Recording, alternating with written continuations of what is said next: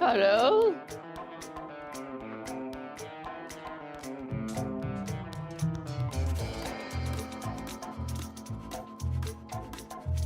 Hello? Can you hear me?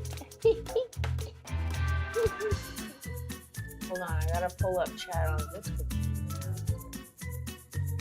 Chat, are you there? We don't know. We're gonna be delayed by 7 seconds. 7, 6, 5, 4, 3, 2, 1. Lift off. You can hear me? Okay, that's good news. So the hack to get like the closest to live as possible is to, if you're watching this live obviously, is to put it in 3x speed and just let it catch up, and then it's like super live. It's like the most live it could ever be.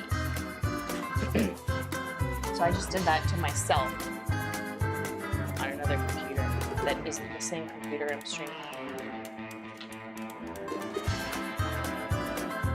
It's quiet? Okay. I'm on this little mic, guys, so I might have to adjust. Music is too loud, I'm quiet. Got it, noted. We're going back to the little launch pad. Okay, we're turning down the music and I'm turning up my microphone. How's that? I'm gonna take another 10 seconds to correct because we are walking back and forth today because this is my other desk. This is my ugly desk. You know, do you guys have like an ugly desk where you just like, it's not presentable, it's not for content, this is not relatable at all? Who needs 2 desks? One for presentable content and one for not. Much better, Shrimply? Okay, you're welcome, children. There you go. What's on the other desk? Well, you see it all the time. What's on my other desk? This one's a mess. The other one you see all the time, it's like right there. It's kind of like an L. But my nail polish shelves and the set lighting and like all that stuff that looks good usually is over there. But I don't actually shoot photography for the HOLO THERE website or any of the like nail content there because that is optimized for streaming. So it's a different camera It's set up for live. The lighting is set up like mostly for my face. And on this desk, I get to be ugly. It doesn't matter what the lighting looks like. Look, when I turn this on, I'm blind. I'm gonna have to go like this. Like I have these little shields to like, just so it doesn't blind me as I'm shooting for my nails. But like, this doesn't look good, you know, but I don't care. I'm here for the nails. That's what we're doing today. We're working. We don't care about beauty guru lighting. There is actually no beauty guru lighting in this corner because it makes nails look bad. This is a spotlight that will bring forth the hollow. Oh, it's a bang. You're coming to my ugly desk. Thank you, sir. It's very ugly over here. Right? Isn't it so much uglier? It smells like cinnamon and poop. Cinnamon and poop. Well, the litter box is outside my studio, so that's where the poop comes from. But this, thank you. It's a latte. He made me a latte. I wasn't expecting this. And as always, desk essentials. Ugly desk or pretty desk essentials. We have a, can you see this? What color is it? The black, kind of green. We have a desk mug warmer. I have one of those on all of my desks. Every desk must have a desk mug warmer. Because I like to sip my tea over the course of my work, which sometimes takes hours. We're gonna be here for hours.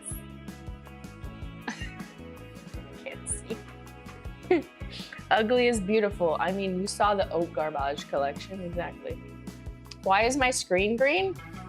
I don't know, that sounds like a you problem. Glow in the dark, yellow? What's glowing in the dark? Well, like all monitors kind of glow in the dark when you think about it. Your phone glows in the dark, your screen, like they all emit light in the dark. That's pretty cool. I fucking love technology, man. I see the hazel of your eyes. More with this pee in the lake filter. What? I can't see anything right now. It hurts. I probably look like I'm on drugs, but people are so small in this super bright light. I'm just like, hello? Ah! No, I can't read the chat. Hold on, give me 10 seconds to recover. I need to be able to read chat. Mug warmer is technology, yes. She's pickle, Chris. I am pickling. I'm dill pickling. I actually love dill pickles. I love the little ones too, like the baby dill pickles that are very garlicky, and then sometimes there's like giant things of garlic in the brine. And sometimes I eat it. Don't tell them. It's like when I eat tea, like pieces of tea leaves. Usually like fruity teas. Like I kind of want to eat like the fruit chunks out of it. Don't tell anyone. Don't tell David's tea that. You're not supposed to do that. I don't care. All right, well, welcome on in to the mods, wonderful mods, the cats, the dogs, your moms, to the HOLO detectives, the sleuthers, to Sally. You know, how's it going? How's your weekend? Working on the weekend, I see. Well, that's what we'll be doing today because I have to work. She's gotta work. We were gonna do an air fryer stream, but we didn't really figure it out in time. So then I realized, stop procrastinating, Christine. You don't actually need to air fry anything. That's your new kitchen toy. We can save that for next weekend. But this weekend, I really wanna just powerhouse through swatches that I have to get done. And so here comes the comments. What? Another collection already? Yes, you will be shocked to know. Get ready for it. Shocking news. This just in, breaking news. That I'm currently working on like at least 10 collections. At least. I'm just like guessing the number. I didn't actually count. Is that at probably around 10 collections that I'm currently working on, yes. At different stages. Because that's what working in advance and planning and calendars requires. Look, gasp, I know, it's crazy, yeah. All at different stages, obviously. I'm not shooting 10 different collections right now. That wouldn't make any sense. But we stagger our work, right? So you do a little bit of this one here, you do this phase of the other one right after that, and it kind of goes like that. That's just how it works. So right now, we just launched the HOLO Royalty Garden Variety Collection last weekend, yes, and you guys love it. I love seeing your feedback on it. We started shipping out orders with the Purple HOLO pouch, so our mild concern about those orders taking longer, like maybe we didn't really need to say that in retrospect, but I'm glad, whatever. Like I just want to make sure that if that was the case, that customers wouldn't be surprised. But we've started, not finished, just to be clear. Orders are still shipping out from launch weekend, but also if you had the Purple HOLO pouch, which is probably most of you if you ordered the bundle. But yeah, some of you got your shipping orders. Perfect, love that. And more are coming. So we're making good time. You will get your HOLO Royalty collection shortly if it's not already shipped out. Yay, yay. So very happy to have that update. And right now, I am shooting for the collection that's gonna come out next. It's not coming out next week, relax, but I need to shoot my swatches, assets we call them internally. I guess that means like photo and video, or content more generally, because it takes me time to shoot them all. I don't like to shoot the entire collection in one day. That's not for me, not for my back. I used to do that like 8 years ago. Can't do it, can't do it. You gotta think about our joints, our shoulder health. And also, I just don't really like procrastinating. I know some of you are gonna be like, what is wrong with you? I love procrastinating, that's all I know how to do. I'm the opposite. I kind of like to do a little bit of a project I have. If I know I have something due, I like to do a little bit, go do something else. Do a little bit of that, you know, let it spread out over time. That's always how I was in school. Some people hate me, but that's how I like to work. So part of it is me like, I'm just gonna do one swatch today. Tomorrow I'll do the next one. And then maybe I take a break because I have other things going on. Whatever. So I like to take my time, first of all. Second of all, once I've shot it all, it has to be processed. And if you've ever worked in video, photo retouching, any type of content, you know, you gotta import all that shit, you gotta go through all that shit, and you gotta retouch as needed, you gotta pick your selects, and blah, blah, blah, blah, blah, produce it so that it's in its best final form to optimize it for whether it's the website, whether it's social content, etc. So that takes time too. And then there's also our internal team timelines where, you know, the team wants to sort through what content do we have that's like finalized, that they can cut up, put into different social planning for our social calendar, for marketing calendar, for emails that need to be built out in advance of a launch. So all of these things take like multiple weeks, right? And then we also don't want to be like rushed where you have to do things like immediately it's in, go do this right now. So try and avoid that. Sometimes it just happens because things happen. But long story short, that's why you see me working on the next collection.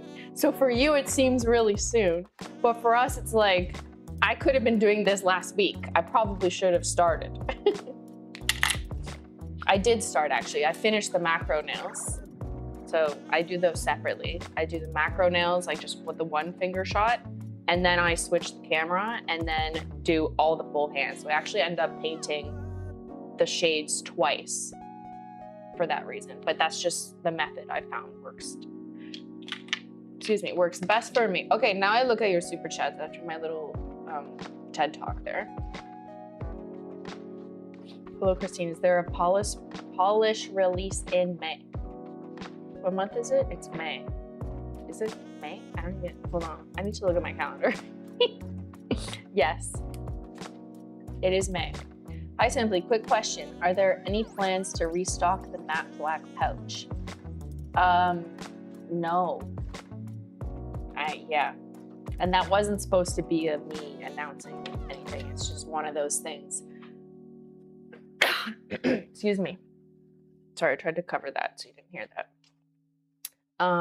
Merch is hard, especially when you need like to order a lot of them to make it work. And that's why we were able to do the purple HOLO pouch, because like a lot of people would want it, but you guys already have the black pouch. So it just doesn't make sense at this point because of the current world state of events and the cost of goods and import fees and tariffs and your president. If it wasn't for this world, we probably would have been fine restocking it in small quantities. But you know, these things just haven't changed. But we brought you the purple pouch to kind of like, here, have this. It's even fancier. It's holographic. There you go. Darn this world, I know. Okay. Excuse me. I'm going to take off my nail polish that I'm wearing, which is from the next collection. I gotta peel it off, and then we'll get to the next ones, because I did start my full hand swatching 2 days ago. I did something like that. Why is it so dark? I don't know, something wrong with your screen? What is in the smoothie? Oh, it's not a smoothie, it's just water. Cheers. Stay hydrated out there.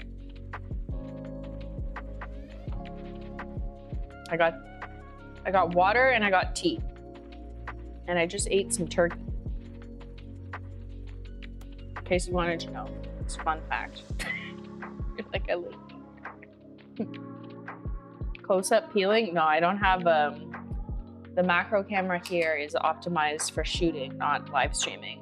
So I can't really put it on that software without ruining it for the quality, whatever all the settings I need for actual content production. So sorry, you guys are just in the back seat today, you know? We gotta optimize for work, not for chatting. You're just here with me. In fact, you're not even here. I'm just working. You just decided to show up to my ugly desk today. What are you guys doing? Who's working on a Saturday? It's Saturday. I forgot to tell you what day of the week it is. 100% green collection. Let's go. It's not 100% green.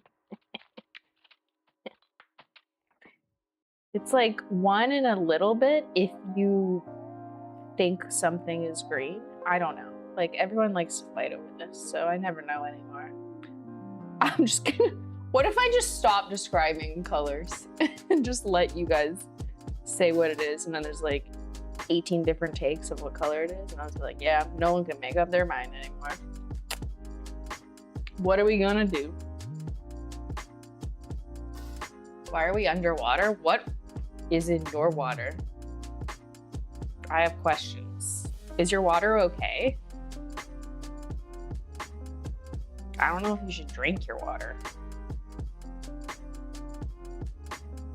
Man, I'm eating an edible. It's just one of them days. Oh my God, Baby No Money Girl is so high that she forgot to super chat me about Baby No Money because she's cheating. Yeah, I'm calling you out for something else for a change. Your water is green? Silly, don't be silly. Don't drink green water, unless it's tea. That's fine. Good tea, Ben. You frothed oat milk for me. I rarely do that for myself. Sometimes I make myself like a fancy latte. Most of the time I just take the carton of oat milk and just shake it really hard, and then I'm like, that's good enough. Unless I'm making it for other people, like if there's people over and I'm like, do you want a tea latte? Then I will go through the efforts of frothing milk. You're in a dirty aquarium? Am I a fish?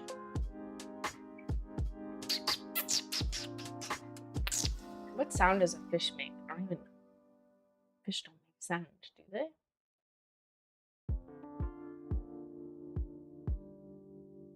I don't know. Next time I'll listen in.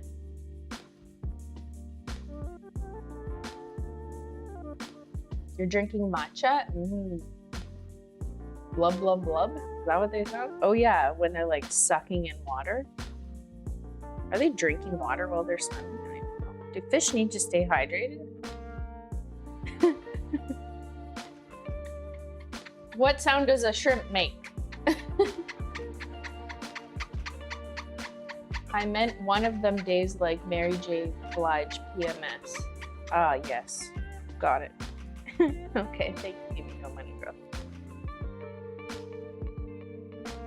Hold on, I just need to get a Kleenex.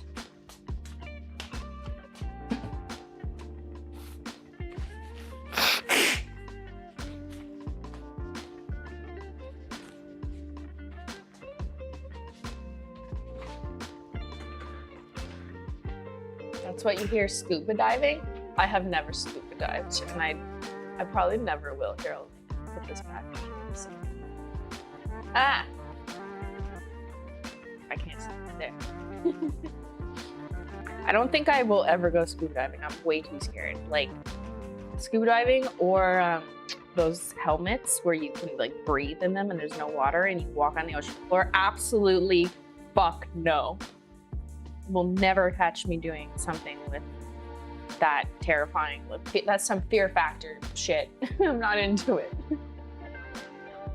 Shrimps are kind of fish.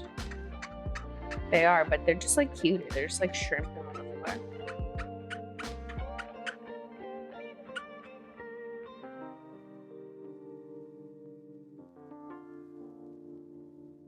I'm just using a Q-tip and getting any residual nail polish just off like the edges. And sometimes when I peel off, I have a little bit of like residue of whether it was peely base and smoothing base or whatever. So just getting it off, make it very clean. And then I like to usually rinse my hands just so the dryness of the acetone kind of goes away. But I actually don't oil my nails while I'm doing swatches because then it just reads way too, like it's just too oily for a photo shoot with bright lights on. But I will use my hand cream, HOLO THERE hand cream. That's like perfect because it doesn't read too greasy. Actually, I'll just use my spit. Don't worry about it. We're up the ugly desk, okay? I do what I want. Don't worry, I'm looking at a different finger. I just got my HOLO royalty polishes. I'm so excited. Yay, Juliana is jealous. Other people will be jealous of you. Give us the tips for the photos. Oh, you'll get them as we go. Don't use nail oil. It's just too greasy. If your cuticles are nasty and dry, go wash your hands with, this is just optimizing for pictures. What I'm saying, it's not optimizing for like general nail or hand health, just to be clear. But here's my advice for photos, for aesthetics. Don't use nail oil, too greasy, reflects off, flash, and cameras just go right into the oil. It's just too slimy. Wash your hands with water thoroughly, no soap. And then dry it off really well with a towel, like super well. You don't want like little water beads in your cuticles, but that will temporarily make your potentially dry cuticles look like they're hydrated. It's not actually hydrating it because it's just water, but it'll take away any like white looking flakes without dunking it in oil because that'll just be too shiny. Yeah, no soap, just literally water, rinse off acetone or anything that was drying, rinse off oil. Yeah, and then so water kind of like helps temporarily, like eventually, yeah, you're just gonna dry out again if we're talking about someone with really dry cuticles. But for the photo, do it, but you gotta like get all the water off. Obviously, you don't want like beads of water in the picture. And then if you're super, super dry and the water didn't do the trick, then use just like a tiny bit of hand cream. I'm using the HOLO THERE fragrance-free one. Fragrance one, whatever, it doesn't really matter. But I just have like just a tiny, tiny bead of it. And I focus it around the cuticles. So like I'll go like this around the cuticles because that's where sometimes I have a little bit of dryness, especially after just removing my nail polish. So I skipped the step of going underwater, but whatever, I used my spit. The music just stopped. Hold on. I think it just didn't load something. You gotta stop doing this. It's annoying. There we go. Okay.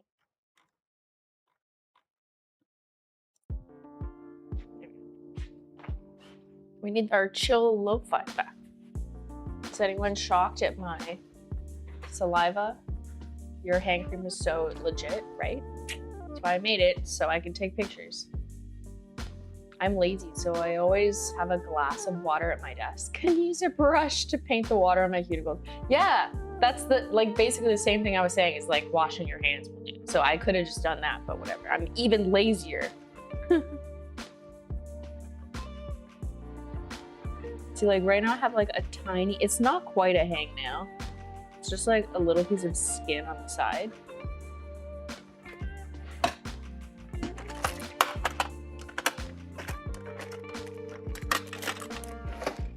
Oh wait, it's right here. So I just take like a cuticle number or whatever, just to get it away. Because you notice these in pictures.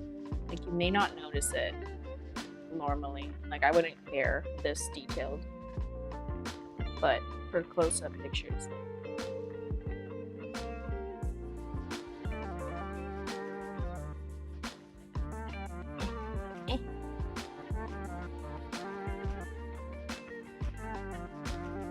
I'm just doing surgery, that's why I took it. I'll probably add a little bit more saliva right there.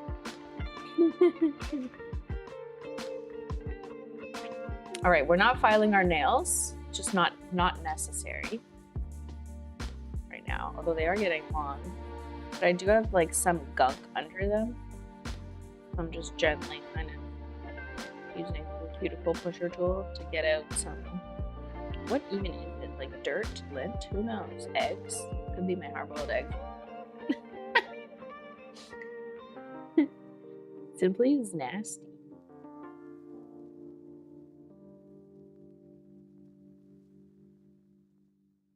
Imagine you caught that in the picture. Like, what's under her nails? I see food. Okay, good to go. Don't drink the acetone. Peely base, step 1. For me, a swatcher. Because I always use peely base so I can peel it off.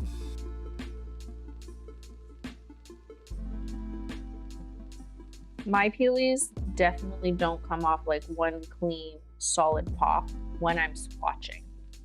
That's because I don't leave it on long enough. Like, I'll peel it off within, an hour and a half after I've done all the shots I need. And that's just like not solid enough. Even though it's like dry to the touch. Yes, it's dry, but you really need it to become like a shell overnight. And also the type of formula will change how cleanly your peelie comes off. Like glitters, like chunky glitters, peel off the most like a turtle shell because they're just thicker and more like plasticky. But the more dense and tiny the pigment is, the less clean the peelie, generally speaking. Thank you for resharing my story with the HOLO Taco carton. Simply, I literally haven't thrown out even one plus the delivery boxes. Yeah, I love when people share their collections. So I reshared that one. My story was like a bunch of the HOLO Taco collectors unicartons, but also keeping some black ones. Some of you keep even our black cartons, right? It's good. It comes in handy if you're moving.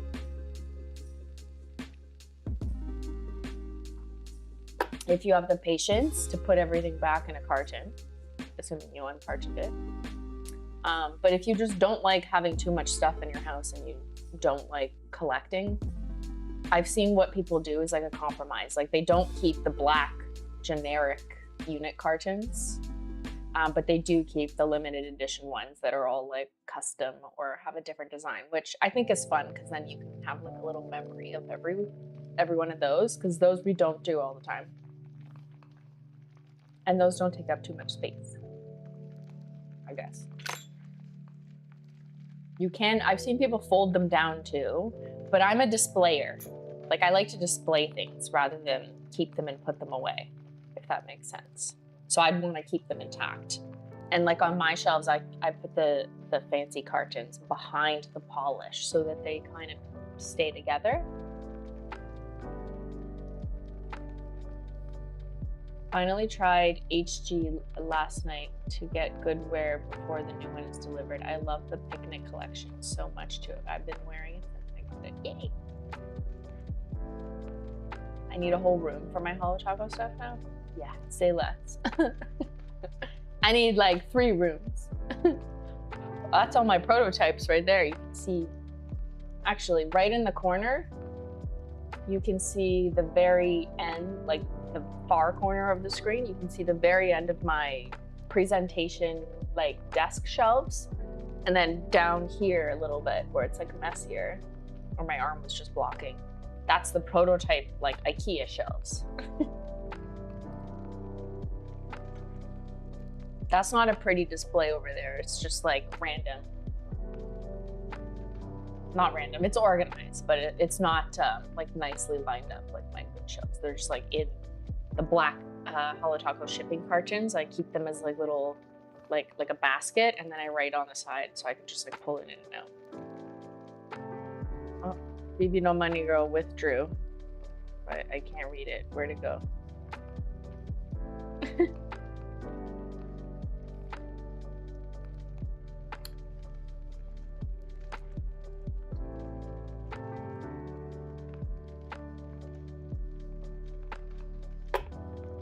All right, Peely base is still drying. I actually have a dry, it's not a dryer, it's technically a heater. But I have, see, floop, this little robo here. And if I just turn on the heat, I guess I could turn it on cool, but I'm always cold, so I don't really mind. So I just turn it on to a little bit of heat that blows air, and that just helps dry Peely base. I do not use that to dry my nails otherwise. Do not use extra fans or heaters or whatever to dry your nail polish. You're just gonna screw it up. But if I'm getting Peely base to dry down, then I can do it, because Peely base is not nail polish, it's water based. It's like a very different solution. HOLO THERE Museum, yeah, when I die, this will be the museum. How much should I charge for entry?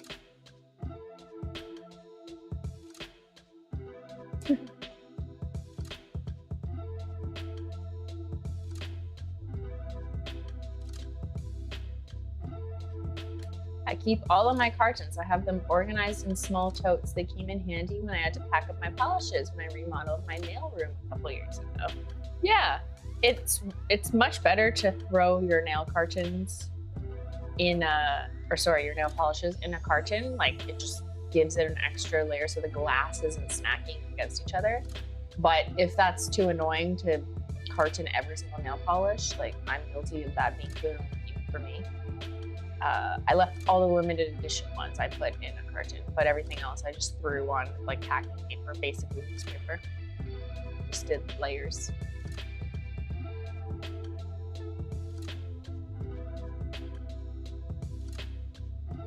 Why can't you use a fan to dry them? Let me explain. Let me just turn off my heater. So it's not like a rule, but I think it risks causing more problems. So what happens is normal nail polish, not gel, when it's trying to dry, if you throw heat at it or blow air at it, like with a fan, you risk that actually causing bubbles, because normal nail polish is supposed to just be air dry, but not blowing air dry, just normal, still air dry. That's it. It requires patience. And as we have learned, going to Mexico, not high humidity, like low or regular indoor humidity, whatever that is. So I've just seen reports of more people experiencing things like bubbling or picking up of the polish, or the polish getting like kind of gunkier faster if they're blowing air actively while they're painting. So I actually recommend not using a fan or a heater while you're painting your nails with the nail polish part. If you're doing Peely base on first, that doesn't matter, because that's just like a water-based solution. To me, it doesn't go by the same rules. But when you're putting on glossy taco, I wouldn't put a fan on it. Because if you do, you might actually encourage like little tiny ripples in it and or bubbling. So some people say they don't have that at all and they can get away with it. But I've also seen people and myself have experienced it actually like increasing the risks of those other things I just mentioned. So it's up to you, like see what works. It won't be the end of the world. But that's my experience and observing other people's experience, is that you can actually like increase the risks of those other things. So, but you know, try it out, see what happens. If you do notice bubbling or like little rippling, or like say you're painting on a creme, like it's like lifting itself when you do the second coat too much, and it's not because you're like stabbing with the brush, then it could be a fan or a heater. One of the other. I'm just applying smoothing base, which I definitely don't want my heater fan on as I'm doing, because that I 100%, like when I've just been cold and had my heater on, this room is quite cold. Like it'll start to get like gunkier as I'm trying to finish like painting. It's because you can't blow like air on it. So my heater fan is off.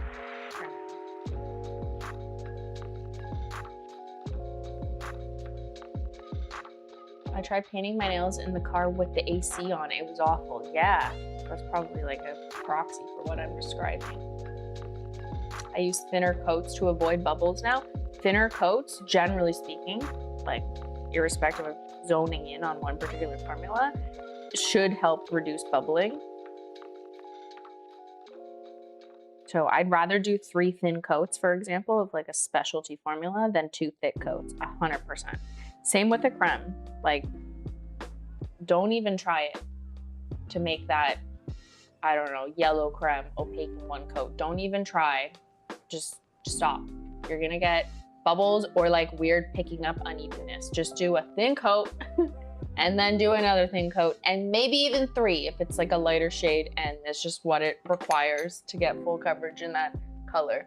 But that's a better way to avoid bubbles. Another suggestion is waiting enough time in between coats to let whatever layer underneath dry. That's another mistake I'll see people make sometimes, is they don't have patience, which I get it.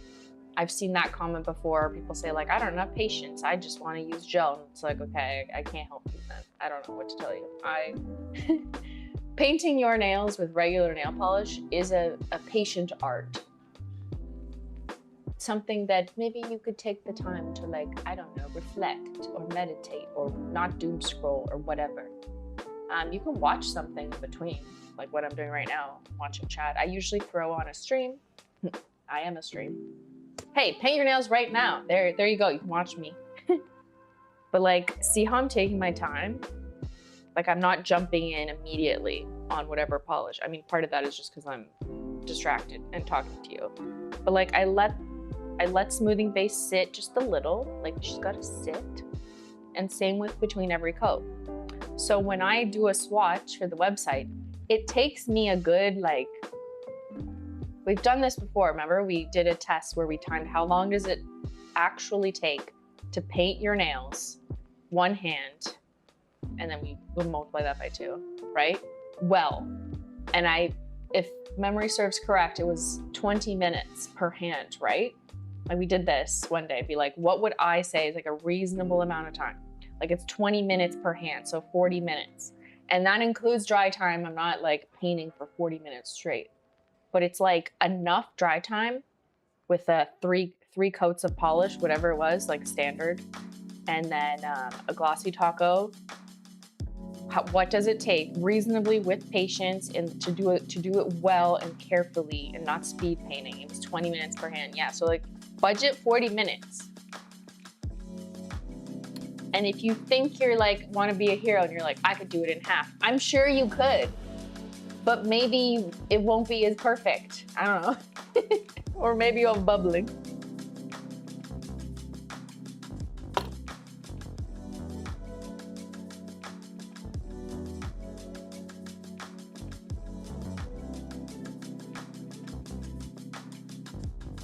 Usually wait 10 minutes between coats. Yeah, hollow combo. And when doing combos, like let's say you're layering more, which we love to do, polish mountain over here. I don't do that normally, but you know what I mean. Sometimes I'll have 10 coats of nail polish on, like just for fun, because I wanted to see what is this? What if I had this? And yeah, you will fuck up your mani the quicker you try and do the second or whatever iterative coat it is after the last one. The longer you wait between them, the drier the whole thing will be in the end. So when everyone says, oh my God, 6 coats of nail polish, that'll never dry, that's because you're not patient and you're not giving enough time in between the coats. You gotta fully let the coat below dry before you go to the next one. Another case in point is Polish Mountain #1. You saw me totally fail miserably when I first started thinking I could like just wait 60 seconds. And then by the time I was at like coat 10, it just started getting wetter and wetter and then just turned into like a liquid mountain. Because when you do more layers, there's like a relative increase over time. It gets exponential, the time required to let it dry, because with every new layer, you're actually kind of re-wetting a little bit what's underneath. So what's underneath has to be even drier than the layer before it. There's a math equation somewhere in there we need to call Ben's brother. All right, shall we paint? The first shade for you, not for me, of this collection. I'm gonna turn this one on just so I can see. I don't know what this does for you, but.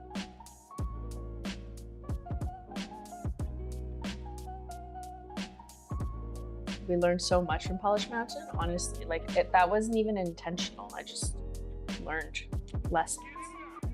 We stand. Okay, so I like to open my acetone in case I want a sippy. Clean up brush. And now I'm gonna go in and I'm gonna be very careful. Oh wait, before I do, I should Snapchat. This is what we're doing.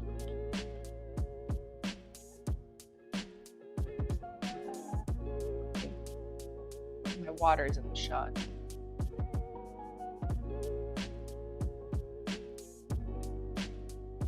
Back to the swatch den. But let's say this time I brought chat. Okay, smile. Hold on, the lights are all reflecting. You can't even see. Okay, there.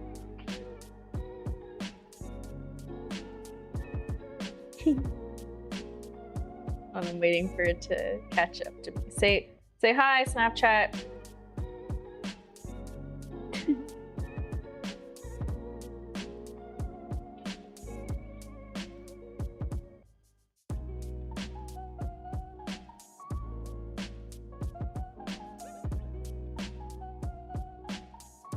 I don't know what's on my browser, so I'm just gonna edit it out because I don't want to bother looking what secrets are there. Wow, you're gonna see how dirty my computer is. It's nasty.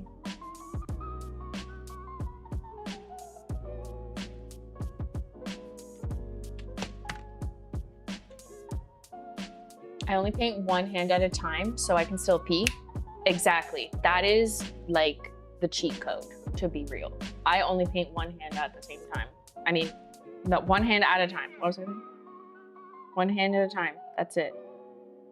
Now, you know I have to do that for like the website. I only need one hand. But even in like my regular day life, what is that? I don't know. I will paint one like on one day and then the other hand the other day, like the next day, totally, so that they're not even painted near each other at all. It's very rare that I do the two hands together. And that's so you can do things with your other hand that's not wet and not like worry about it. Hello, Simply. I just got in. What is going on here? Also, I'm finally cleaning up my whole nail polish and shelf. Big mess. Wee. Good. I'm glad someone's getting organized over here because my desk is definitely not. What is going on? I don't know. You tell me, is your screen broken again? I need to organize my closet, like spring cleaning. I've just been throwing things in there. I'm like not properly organizing it for like since I moved in. It's like 2 years ago. Yeah.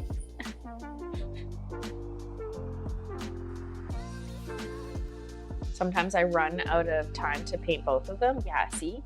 Just paint one day. You just gotta plan ahead. Like say you wanna have purple nails for Sunday, for whatever reason. You're going to like a brunch. Then on Friday, you paint with one hand. And on Saturday, you paint the other hand. There you go, done.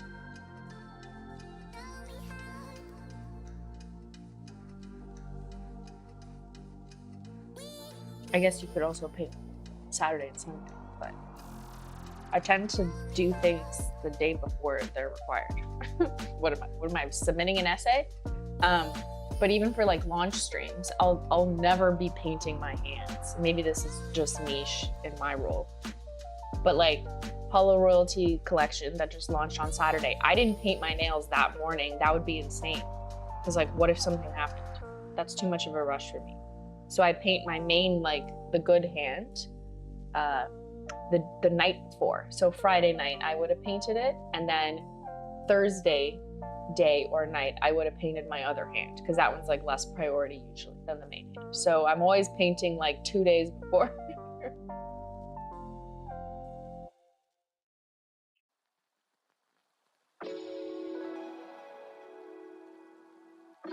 The closet streams were fun. A time capsule of clothes. I know. I fear if I did another closet stream though, we would just find the same clothes because I didn't throw them out or donate them. So I'm guilty of keeping a lot of things. I'm guilty of keeping a Juicy Couture sweater. Can't help it. You can see the nails. What color are they? Can you tell? Are there any more macro shots of no apologies because I need it as my phone wallpaper? We must have given you one, right? In the new backgrounds that were released? There's got to be at least one, right? Am I wrong? What did I put as my background? I have a HOLO Royalty. Can you tell?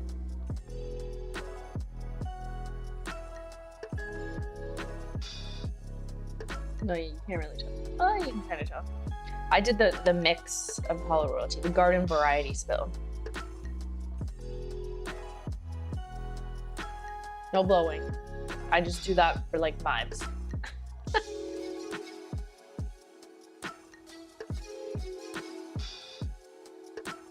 I don't even need a second coat. Like that's crazy. Here, I'm gonna Snapchat one coat.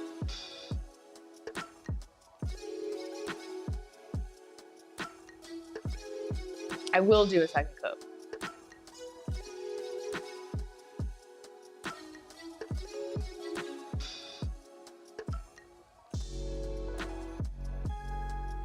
One coat, that's wild.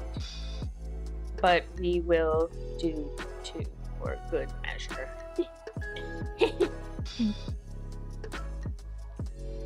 Yeah, these will be marketed. I mean, some of them aren't the same, but at least this one will be, I think I've already written in the description, like 2 to 3 coats, like the standard, whatever. Sorry, but like, you'll just be pleasantly surprised, you know, if some of them take less. That's how I feel anyways as a customer.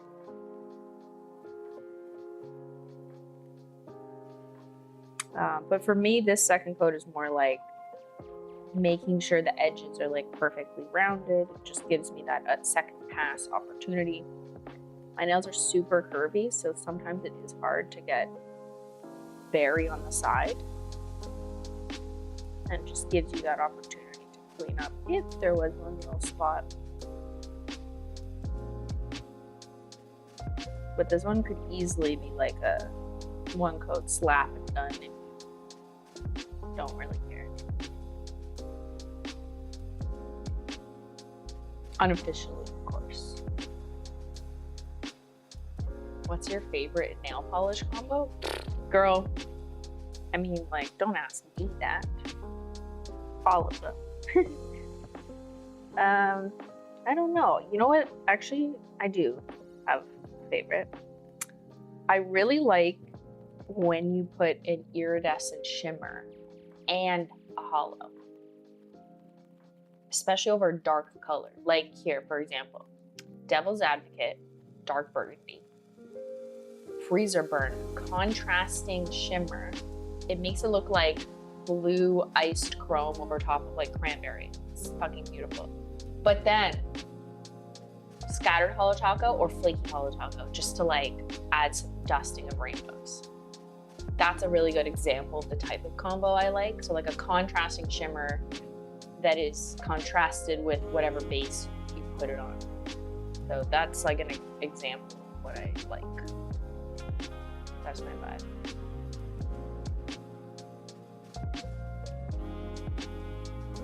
Adding lunar to anything is also, yeah, so if you want a more like whimsical experience, lunar on a light shade, like any pastel, any of the pastel and don't tell, any of the cottage cremes, like yeah, anything pale and cutesy pastel.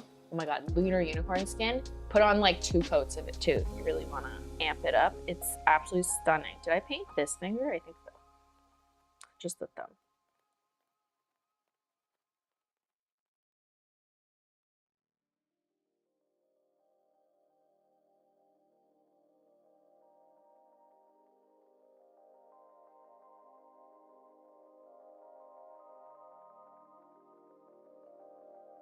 And then lately,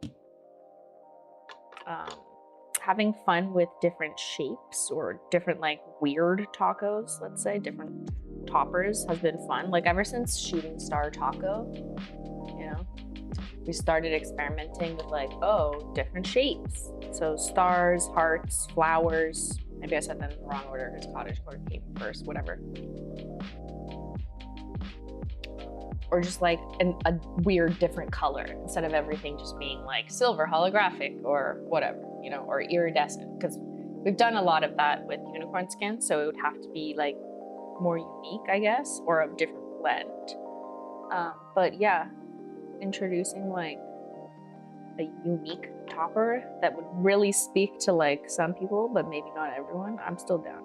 And that's in part because we've already kind of covered all the, I don't want to say basics, but if there was a word to describe the basics that I see as like the essentials, the toppers. We have the 3 core types of hollow toppers. We have the unicorn skins, we have the shimmers, the iridescent shimmers. Like those are like core essentials. They're all specialty. They're not basic.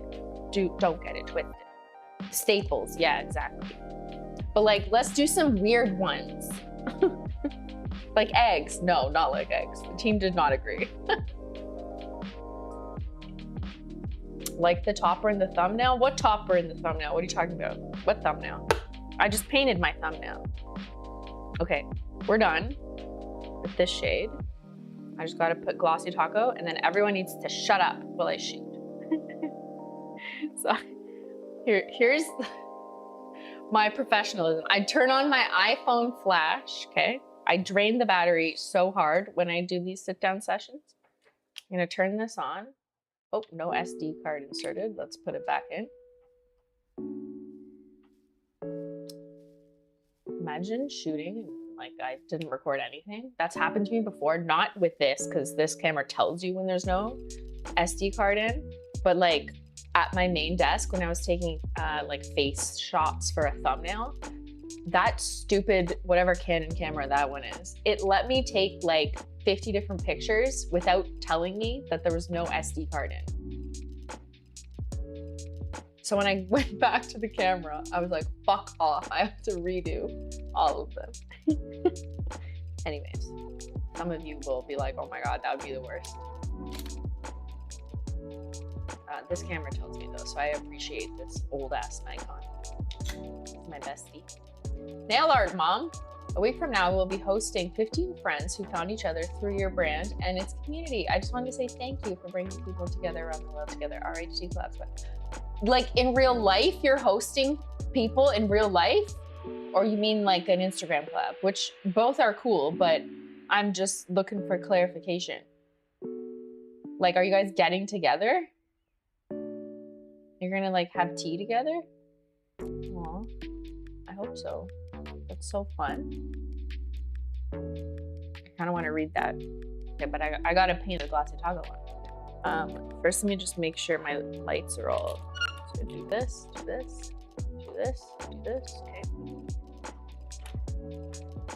Also, the lights above. What am I like signaling to the sky? The ceiling lights are all off. Everything is off. The only thing that's on is what I have here to like optimize for shooting. I'm just backing it up before I put on the linear hollow, like setting up the focus in the shot. Or sorry, I mean, what did I just say? I meant to say glossy toggle.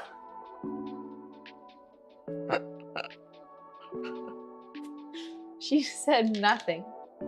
Nail art mom, did they answer? Yes, I'm hosting in real life from USA, Australia, Sweden, Finland, Poland, UK, and I'm sorry, people from all those countries are coming to Germany for like a collab meetup.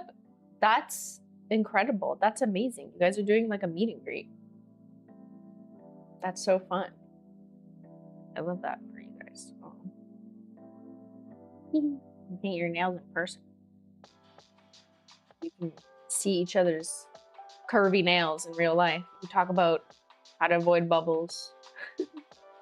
Okay, it's a summit. Yes, exactly. Okay, I'm doing my glossy taco. And then we shoot immediately.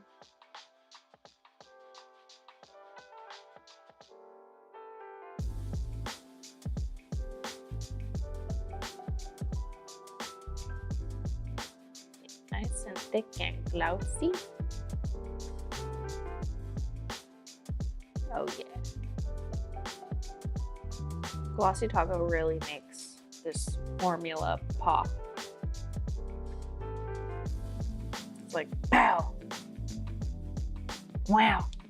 Wow. I'm making sound effects. You're welcome.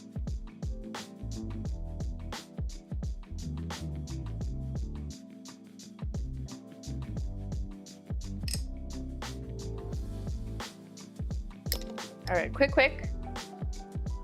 Seal that up.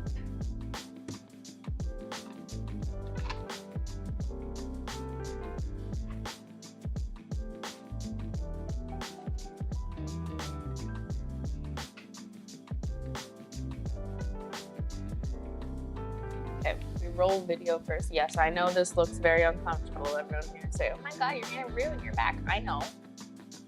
I do it for the plot, okay? I take my iPhone flash as like a supplementary angle because I like to be able to move it and control it. So while I have other lights set up, I just something about that iPhone flash.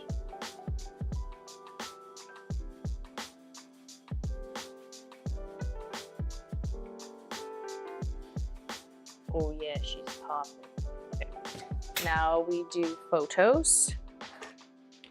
Now you're lucky I don't have to finesse all the lights because I already, you know, spent the first shade figuring all that shit out.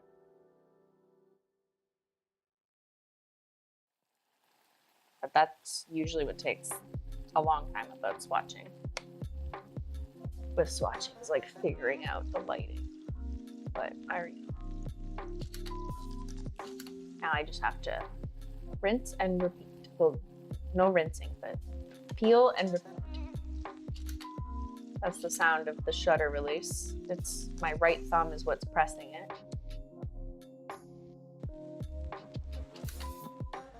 Oh, do you want to see? Here, I don't know if you can see that. But I'll give it to you anyway. Zoom in just to make sure I'm focusy.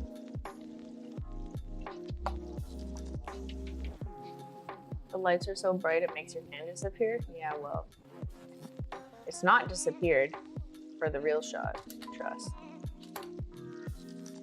But that's just how it's gonna go for you guys. We optimize, not for chat, unfortunately. You guys are just at work with me, okay?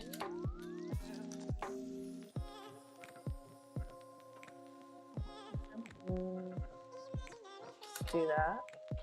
And then what I like to do is sometimes I composite which means merge 2 or more pictures together. I'm just gonna zoom in because like that was mostly optimized for the nails, but I want to get like a good bottle shot. So see, I'm just like reflecting on the logo. And I moved my phone a bit closer. Now I just took a picture of my phone, but I will composite it, meaning I will cut out the bottle part and put it on the hand pick where I'm not blocking. You know what I mean? And that's so you can like pick up on different pigments in the bottle, which sometimes just really depends on the angle of the light. Another good option. It's a very common practice in photography. Compositing, merge, that's not good. See how my phone is on the picture? Can you see that? Sort of. Yeah, you can. Okay, good shots, good shots. That's the full hand shot. Now I'm gonna bring this camera closer and do my 4-finger shot, which is the standard Hero website listing one. Now I think I'm a little too bright, so I'm gonna just increase shutter speed, which is like a proxy for making it a little bit darker. Hold on, I need to fix this. Gotta hug the lamp. I love lamp.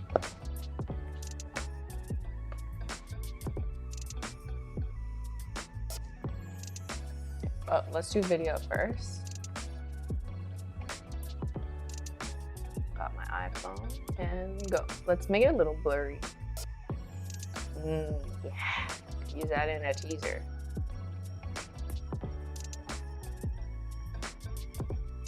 Fucking stunning. Oh my god. This one is powerful. She's so powerful. Nails look amazing, thank you. Hand model for 10 years or so. Detectives are being fed today. Thank you, mother. You're welcome, children. Okay, let's do the four fingy pose. Okay. There we go. I like having the lamp to like lean on. Don't question my methods. It works for me.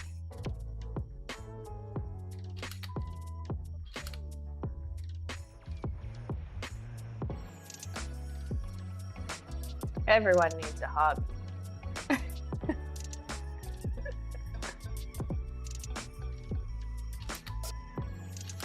Okay. This is like the hero pose, so I need to really make sure I got it.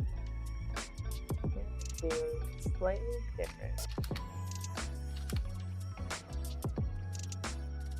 What is this? Date everything?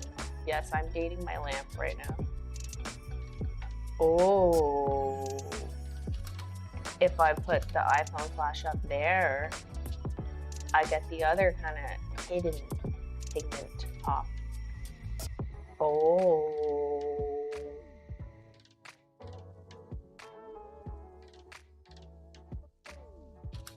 Whoa. But I would composite those because I'm kind of like blocking the rest of it.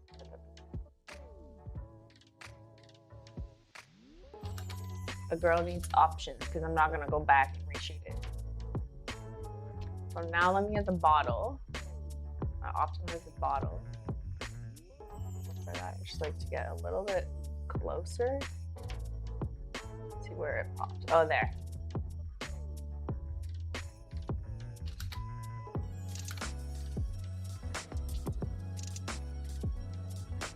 But yes, I'm blocking like my nails. But that's okay. Because I'm gonna composite it. Merging. Merge the timelines. It's like Life is Strange.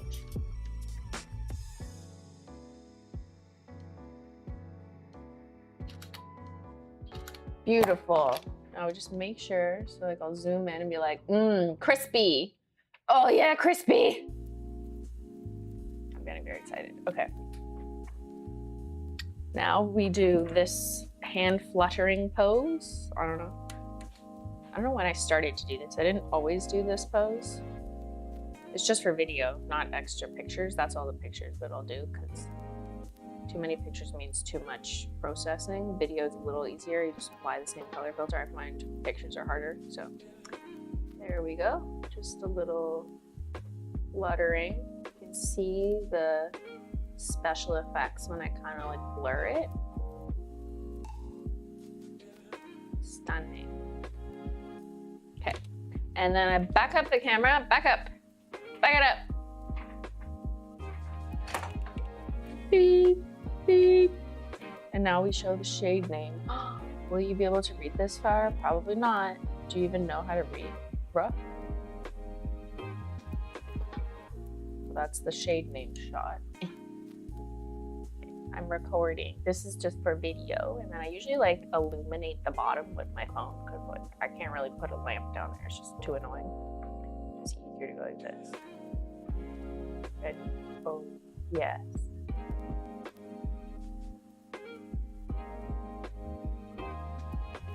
Wow.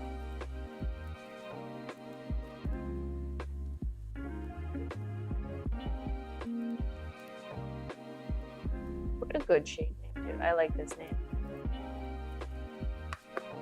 I'll give you a hint. One word of the 2-word shade name for this exists in another shade name that HOLO THERE has released.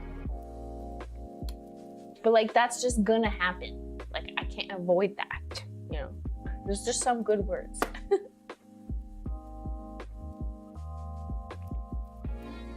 Okay, next, I go upstairs and I get this shade in different lighting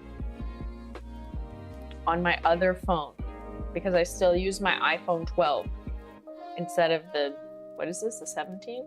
I don't even know. I still use my iPhone 12 to take the lighting pictures because I don't like the way this looks. It makes hands look and nails. So I'll be right back. I'll probably be like 5 minutes. I just run around the house basically to get different lighting shots. So I take the polish with me, but I can't take you with me. My nails are wet. So I will run an ad and then BRB. So opportunity to fill up your tea, your water, whatever, and now BRB. Let me know what ad you get.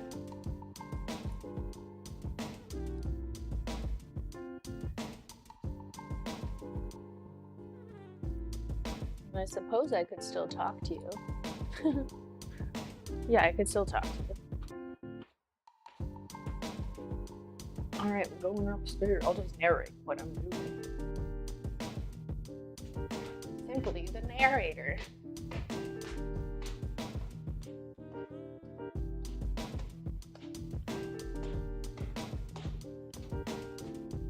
My legs are sore. Okay. I close the blinds because this is how I standardize my so I'll just describe them. The first shot is on my counter. And I just put the polish down. And then I like under my hands, and I usually do this one with swatch. Just a basic shot. It's not a thick shot, just like this. So I'm taking that now, just flush.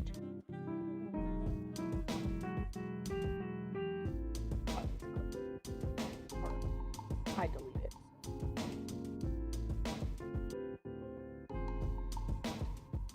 But now I bottle during the indoor. Just in front of us, because there isn't much spotlight right now. It's just more like general fit-in lighting.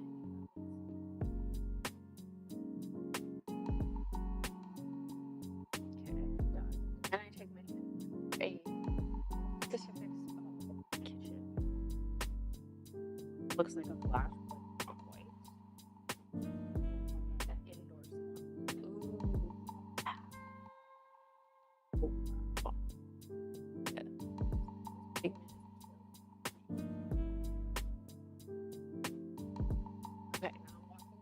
dough that has the shade down.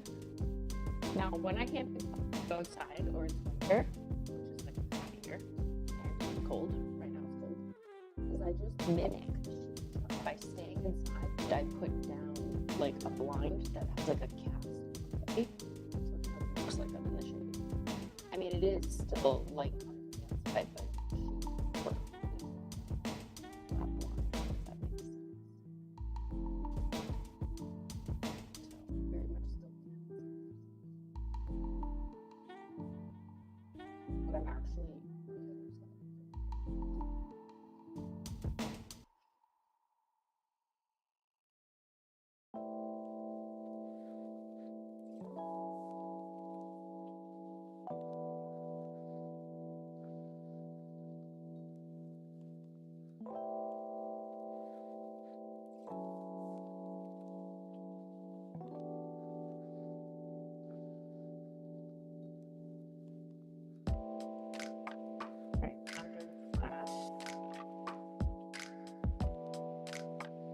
but oh, they can't hear me?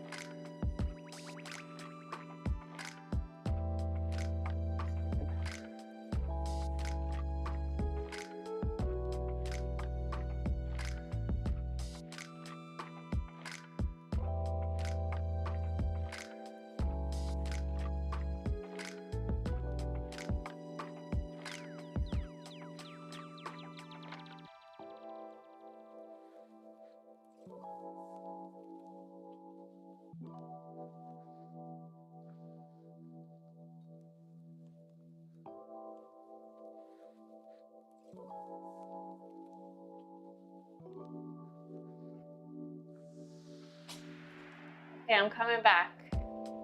I know you couldn't hear me. That's because when I walk away from the receiver, there's no connection. So let me just see. Is there connection now? Yeah. It sounded like I was underwater. That's funny. Okay, I'm just taking off the cat cloth. Yeah, I'm back. She's back. Guess who's back? Back again. Simply's back. Hello, friend. So I guess that didn't really work. If you didn't hear me, it sounded like I was in a fish tank. But that's because I'm walking around the house with the little receiver pack, and it's too far from the receiver or whatever. You know what I mean? Like the two pieces that speak together weren't close enough. Right now I'm close, but when I walk upstairs, that's why. So I was just narrating to myself then. You could hear me a bit? Perfect. You could hear me off and on. It was probably literally me like walking above this level, like back and forth. That's funny.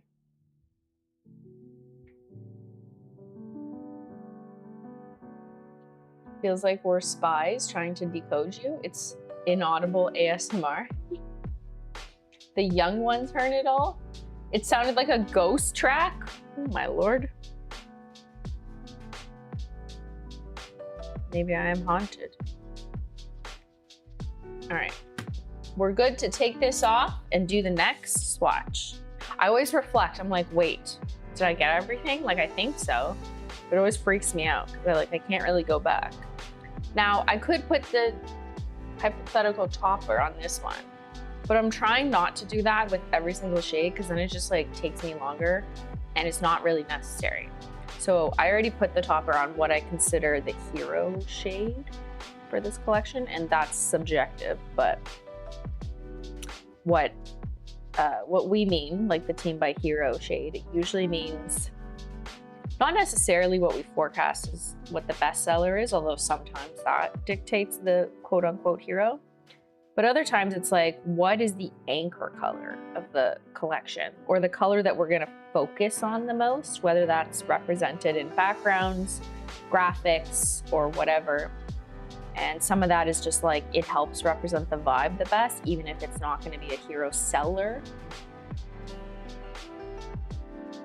Or it feels different from a preceding or next collection to focus on that color. So I already did the hypothetical topper over top of what we're considering the hero shade. So I'm not gonna do the topper on every other shade. It's also like, sometimes toppers don't have to go on everything, you know what I mean? In a collection of specialty polishes. Even cremes, like when I did cottagecore, I didn't put Garden Party Taco on every single creme. Like, you get the idea, you know? I just put it over what I thought was like the most optimal, which I think I did it over Touch Grass. And then of course over black. And that's just kind of a more crude look at the composition of the topper by putting it over black. That's like my control state. I actually didn't swatch the topper over black yet. I did it over white, which is different than I would normally do. But when I kind of just did it for macros, I was like, you know what? I kind of like it over white. It's weird. So I've done that on my full hand. But I guess I still need to do the black because that's just my rule. It's my personal rule that I have to do every topper over black. But I'm certainly not. But that's partly why I like don't overdo it, Christine. You know, you don't need all this. So I'm not gonna do it over every color in the collection. It's just insane. We have to pick our tasks. We have to manage our time. Go for what's necessary.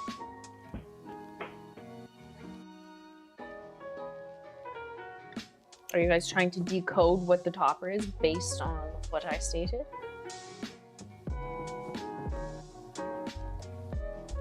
I hope it's gonna be thermals or something, like this same formula as the soft violet in the garden collection. Why would I make you something that you just got? What? No, there's no thermals in this. Also, if we do thermals, they're almost always going to be limited edition. So this collection has nothing limited edition in it. It's just a low-key. I call it low-key to like manage expectations, but some people might be really excited about it because it's like, oh, I love this formula or I love this color. That's fine. So it's not low-key to you. But from a marketing efforts perspective and you know, anticipation of sales or interest perspective, just from regardless of what it is, but how it's marketed, it is intentionally low-key. And that's because we just had a high key, which was royalty. And after that, you already know, you can predict, it's gonna be high key anniversary collection. Our 7th year. So that'll be swatching next. I really could have done this behind the scenes for that, but I have no idea what my timeline's gonna look like when I get those filled production pieces in to start shooting that. So I figured, hey, this weekend actually lined up with this, so I'll just do this. So in between, yes, that's what I mean. This collection is in between a limited edition launches, which was royalty and our anniversary edition.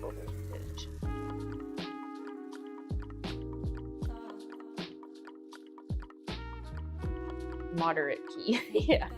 I don't know. Like, it is what you want it to be, as always. Some people want something really, like, really hard, really, you know, and they think it's high key to them. Others aren't interested, and that's totally fine. not every collection will interest the same person over and over, which is partly why we like to change it up with some of these in-betweens. Or not even just the in-betweens, like everything really. Because this gives me something different for everyone.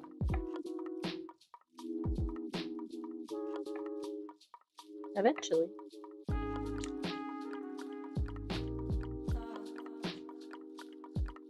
You're off key? I can't help you. I can't sing either. Low key, so let's think hard. What is low key for Shrimply? I mean low key from like a marketing efforts perspective. So there's nothing limited edition about this launch that I'm working on right now. I consider that more low key. And that's strictly because that's how customer behavior and psychology has proven to be. I don't really dictate that. It's just what happens and has happened that I've observed for many years. That people treat something as like very high stakes if it's marketed as limited edition. Doesn't even really matter what it is. I mean, anyone could have guessed this just looking at consumerism. But I was like, I don't believe it. I think people will just like be chill or just want what they want or whatever. And like that's not the case. I've learned that the human psychology aspect of it is unfortunately too real. I was very like, I don't know if naive is the right word, but I was just like, I don't think so. I think people will just like get what they want, and some people this is like what they like, and for other people they'll just like be like, no, I don't want it, and that's fine. But that's just not how the data look. It's how some people's attitudes maybe look, like say this, but it's not, it doesn't stand true in our data. I wish it was true. I think people want it to be true for themselves too. Like, feel like you're being reasonable. But I have learned through the data that psychology is wild. Exactly. Yeah. Just give me more HOLO. A simple request. For a simple silly munchkin. I don't want to do it. I'm just filing the side of my nail. So extra dusties. I probably should do a quick rinse of my hands. We're getting to that point where saliva just isn't going to cut it anymore. But I did have a little bit of extra gunk.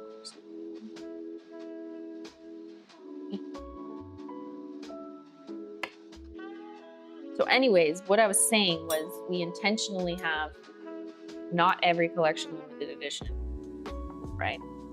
And our goal, although sometimes it's not always possible just because of timing and the way things land, but like our intention is that we don't do limited editions repeatedly back to back, right? We want to throw in some low-key stuff in between because it feels low stakes psychologically. And it's good for people who are just like, oh, I'm actually interested in that. And it's like low key. And then everyone gets to feel good about it, like not being limited edition. So that's what I mean by low key. I don't mean like it's not a reflection of like the colors of the formula or what it is at all. It's just the vibes of how it's marketed. Does it only have one formula? No, but almost.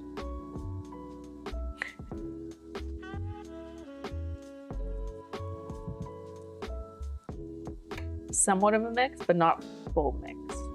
That makes sense.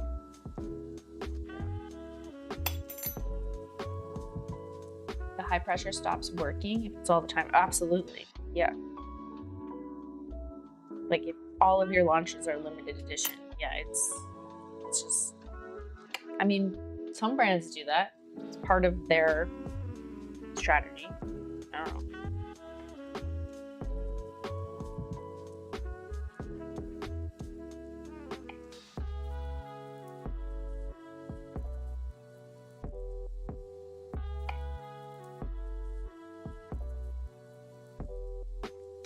Okay, we're gonna rinse my hands.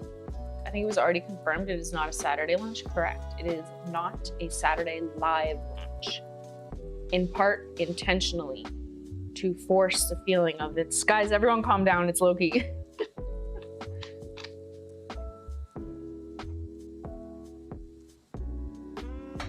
So I will BRB, I'm just gonna rinse my hands. This one will be short. I won't run an ad, I'll be right back though.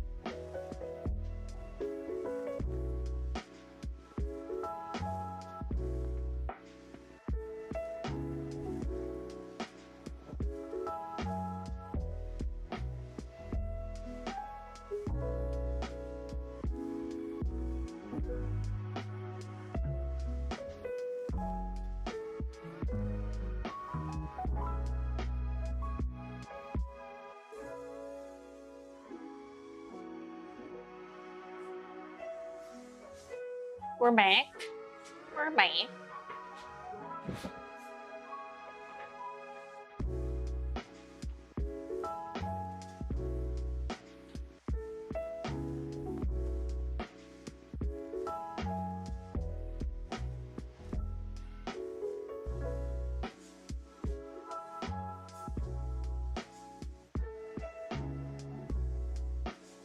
We're back.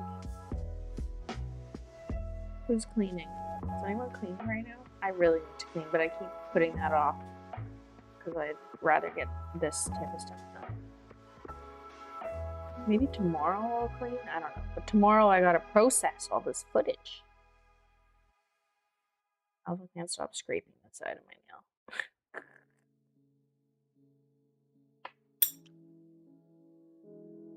I like the low-key lunches. No anxiety or FOMO for sure. Looking forward to seeing what this one is. Thank you for that feedback. Yes, that's part of why we ensure there's some of that. Because, like, well, I just don't think it's reasonable for a brand to keep everything around and never be limited. I think that would be less fun and very challenging on the brand to promise everything will be around, and also just like kind of insane to stack up on the inventory. I do think that a balance kind of is the best to keep everyone happy and the business more viable and reasonable, if that makes sense. And also generate excitement, because like people do get excited for some of our like limited edition stuff, right? Like, so you can't deny that it's also just kind of exciting. I want that. If I'm like, everything will be around all the time forever, like you're literally not excited. But it is exciting to sometimes be like, don't worry, this one's gonna stick around. Permanent means nothing, but stick around, get restocked. And then that's like also kind of mildly exciting sometimes. But if that was always the case, then it's not exciting. Nothing is exciting. I like the mix of both, yeah.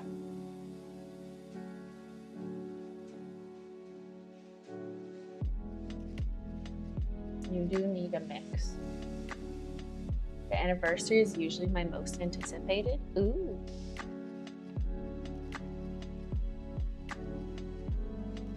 I'm really looking forward to our 7th year anniversary too. It's all done, obviously, just not shot, but I know what it is. We have the boxes on the way. And the manufacturer will probably start filling those soon. At least for me, for approvals, like a mini production.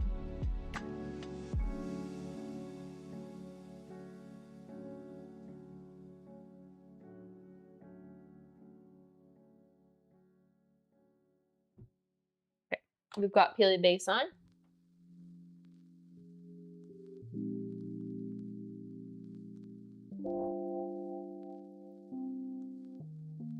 Brands have been getting rid of products or changing them with no announcement since before I was live. That is common practice and makes way more sense. Like, I'm just speaking so generally right now, but probably depends on the industry. But like, that's normal because you don't have to make a promise that you might go back on, change, anything can happen. It locks you into something by being quote unquote transparent with your consumers, right? So anything can happen, especially in this era of supply chain more than ever. That brands giving you notice for XYZ is actually like just a kind of a very difficult business decision to be able to back up, like super generally, regardless of industry.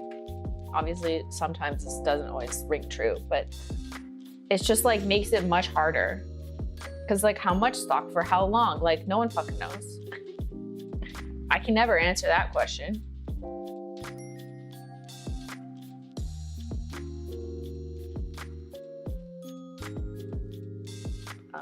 That being said, for retirement, we have been in the practice of announcing what polishes are retiring. And we always try and do like a mini restock of ones, like in anticipate, like before, just so there's not 0 or like 10 available. I'm just blowing air on my nose. But the whole point of retirement for us anyways is like, we gotta phase them out. So we don't wanna keep making them. It literally defeats the purpose. If we just kept making multiple batches of what we announced as retired, then we'd purely be doing it just to keep getting more revenue from it. Whereas like the whole point is we need to phase them out. So we'll pad it a little bit just so people aren't like frustrated at how quickly all of them were to sell out hypothetically, but like not that much, because the whole point is to shift resources onto something else. So that's how we do it, because that's what makes operational sense. I've seen people advertise doing it other ways that to me doesn't make operational sense. It like defeats the whole purpose. But you know, different psychologies work with different groups of people. When's the second round of retirement? It's coming up in the next month or 2.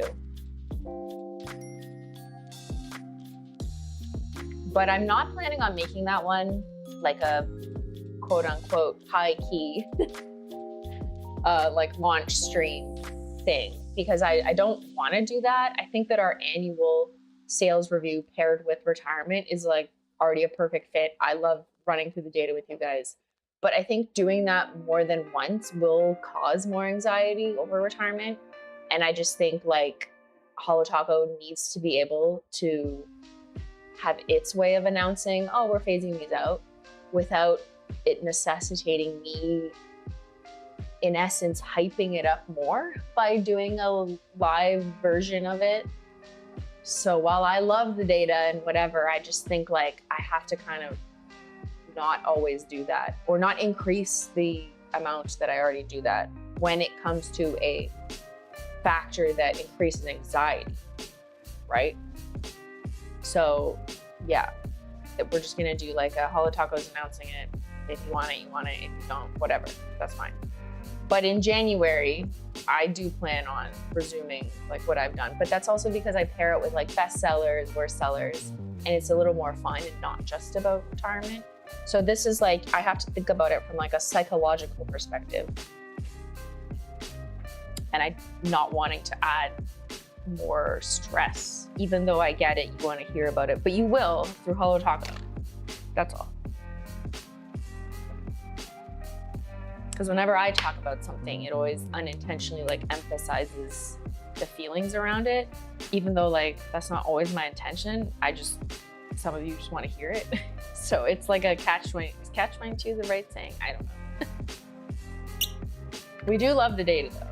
So like at some point on stream after the HOLO THERE shares what's being phased out, I'm sure I'll talk about it, but it won't be like a watch me live to talk about it. That's all.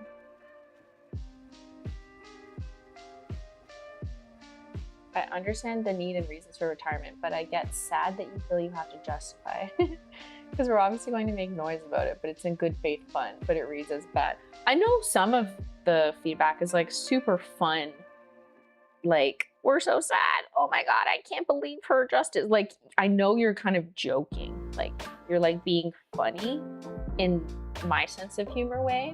Like you're being dramatic, like this is the end of the world, but like it's not. We're just being stupid, you know? That's fine.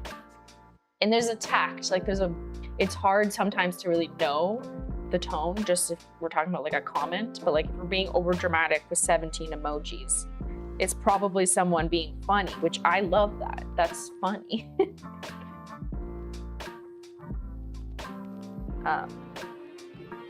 But I don't feel like I have to, I mean, that's not true. I guess I do feel like I have to justify some things because there's always going to be people who like make something up for me if I don't give any explanation. They'll just make it up. And then people will be like, oh, I see. Can't believe she did that. It's like, okay, you made it up because I wasn't there to say otherwise. And sometimes even when I say otherwise, it doesn't matter. Just like ignore it. They just like let whatever someone made up first stick. So I'm like, okay, I explained myself for nothing then. But that's just the internet, man. I'm very used to and accustomed to the internet as its own kind of being, the way it lives and breathes. The way, you know, the negative tends to rise to the top. And then even if something that counters it comes out to counteract it, it doesn't really matter because it's kind of not what people wanted to hone in on. They don't want the counter argument. They just want the, ooh. And I'm speaking super generally about like literally anything, okay? But that's just like what I noticed. It has me kind of like, you know, what's the word I'm looking for? Jaded over the internet. And I see it all the time in like TikTok, someone like criticizing someone's appearance or dress or style or singing choreography or something. I'm just like, shut up. Like, just stop. I can't. Scrolling down to the comments is always like, oh, I fucking know what I'm gonna get here, you know? It's very cynical, yeah. Hi, what did I miss? Nothing, we're just chatting. It's sadly common with brands started by influencers. I don't hear so much negativity about other brands when they discontinue stuff. Oh, if you're being specific about me and nail polish, yeah, for sure. Anything with a face. Anything with a face that people have related to or has felt more human rather than just like poster board girl celebrity that no one's had a meet and greet with or whatever. Anything with a face that people feel there's a connection with will absolutely always be critiqued under a different, stronger, bigger lens than faceless brands or companies, generally speaking. Obviously, it can vary. But yeah, and that's because you develop a relationship you expect or you feel like an expectation from this person you maybe think is a good person or could be your hypothetical friend in a parallel universe. But like, I understand that, I get that. So I'm not naive to that. I don't think it's unfair either. Like, I actually think it makes sense. Like, that is part of the psychology.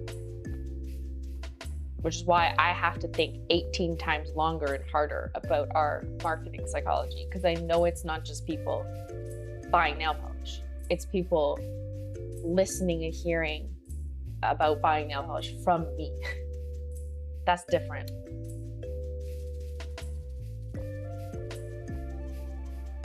It brings a different responsibility that is not unfair.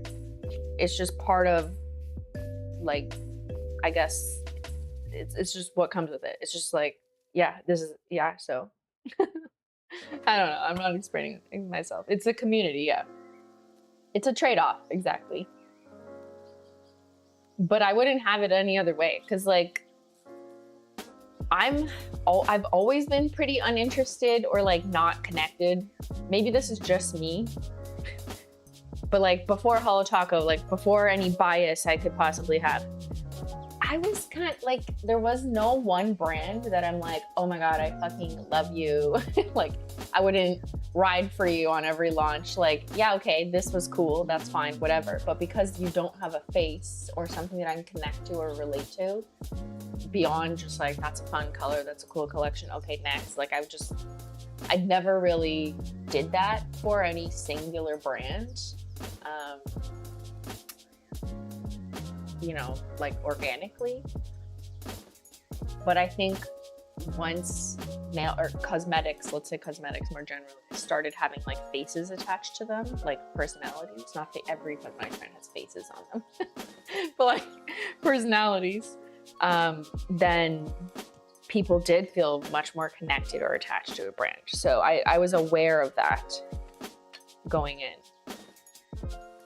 because cosmetics influencer brands had begun, right, when I launched HOLO Taco. No brand loyalty. Yeah, exactly. That's perfect industry word. Yes. There's way more brand loyalty when there's a face attached to it that you feel you had an opportunity to connect or relate with because they make, I don't know, content, or you like their music or whatever it is. Yeah, and then I like to do something slightly more unique, or at least not common, which is also share all our fucking data with my customers, my audience. That's not common, because it is probably ill-advised. No, it is ill-advised. And yeah, I don't share like everything, obviously, but definitely enough that another competitor could take this information and use it, you know, but whatever. All right, we're painting on the next shade as I'm sharing behind the scenes of what we're doing next. Again, this one is another beauty. Oh my God, is she gonna be a one coater that we're gonna still advertise as 2 to 3 coats? Because that's just the standard.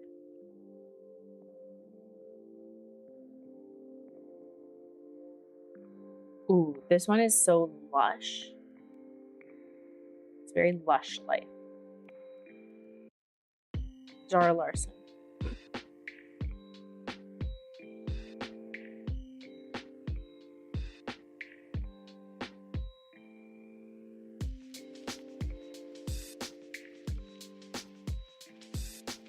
Brand loyalty is less personal for social media, or at least that's how it feels to this old lady. Yeah, for sure. I agree.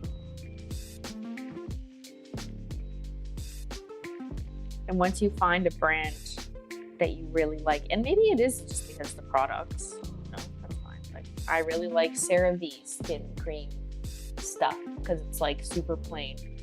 I don't think they have a face that I'm aware of, but like, that's what works for me. And I buy, anytime they come out with like something new, I'll probably buy it. So it can be possible to have brand loyalty with no face, but it certainly makes it easier to connect with like more fun brands. CeraVe, I guess that's not really fun. That's like basic, boring skincare.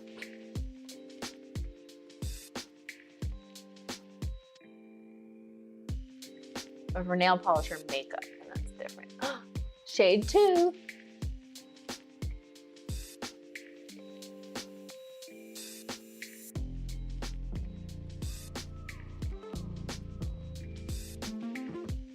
It's snowing here. What? Where?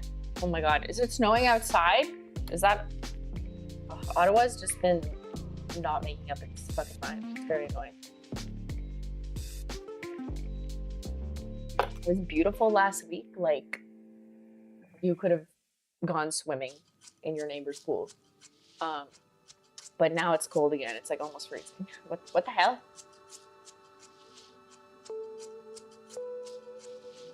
I don't even wear, wait, what was that called? I don't even wear nail polish, but I follow HOLO THERE and watch the live streams because you're really interesting to listen to, and I love the day streams. Thank you, Draco Radis. I love that. And I know that some of you, we've done this poll in other forums before about how many people paint their nails. Somewhere between the 2 to 10%, depending on what survey or what format I asked this question in, don't paint their nails and are just here for vibes. So shout out to you guys. I so appreciate it. Because obviously this community is very much people who like painting their nails, who like nail polish, DIYs, and also like HOLO THERE, right? That's why you guys are watching me work behind the scenes on the HOLO THERE collection. But yeah, the people who are just like, yeah, I don't even paint my nails, I don't care. It's just like super interesting. I also love sharing data, and I would do endless surveys on you guys forever, but it also takes a lot of work, which I like doing, but I can't do them too often. I need to pace myself because then I just don't have time to do like other type of brand building work if I'm just like constantly running polls or constantly making surveys. And surveys take a lot of time to design. That's like a whole career is in survey design. I know, I did some of it. I did qualitative survey design. I worked in like some focus groups to help test questions. This is back in my statistics Canada days. Obviously the topic was not nail polish. And then I worked in like survey result analysis, which is on the other end, not the design part, but the, ooh, what came of these questions? But seeing a survey through is a very careful process. I think you really need to think about the question, and sometimes you want to repeat the question over time so you can actually do a meaningful trend analysis if it makes sense for that question. Sometimes you learn you actually need to change the question. And then you can't do the trend analysis.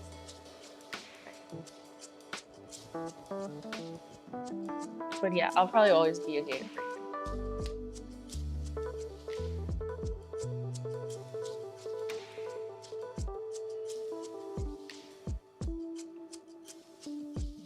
Carol, to be honest, I can see why. I was running a research based on Grammy nominations this year and design. Gathering and processing data into a journalistic piece took me 3 months from start to finish. Wow, that's so interesting.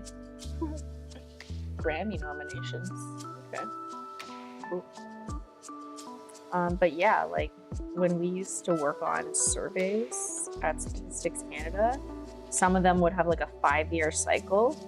Meaning like they run every 5 years, but you'd spend years prior like going over all the questions and the flows. So if you answer this way, then you go to this question path. You answer this, then you unlock this module, and so on. Now, I can't get that complex with Google Forms.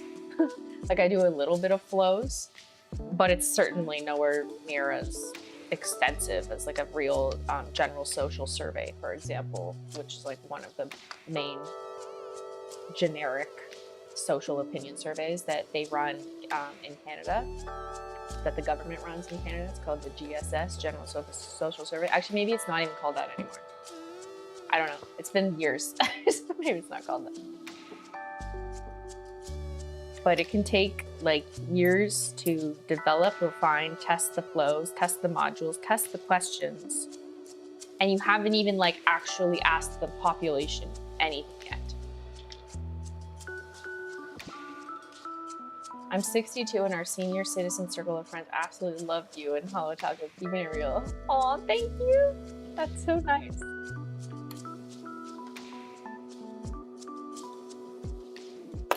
Want to know a cute story?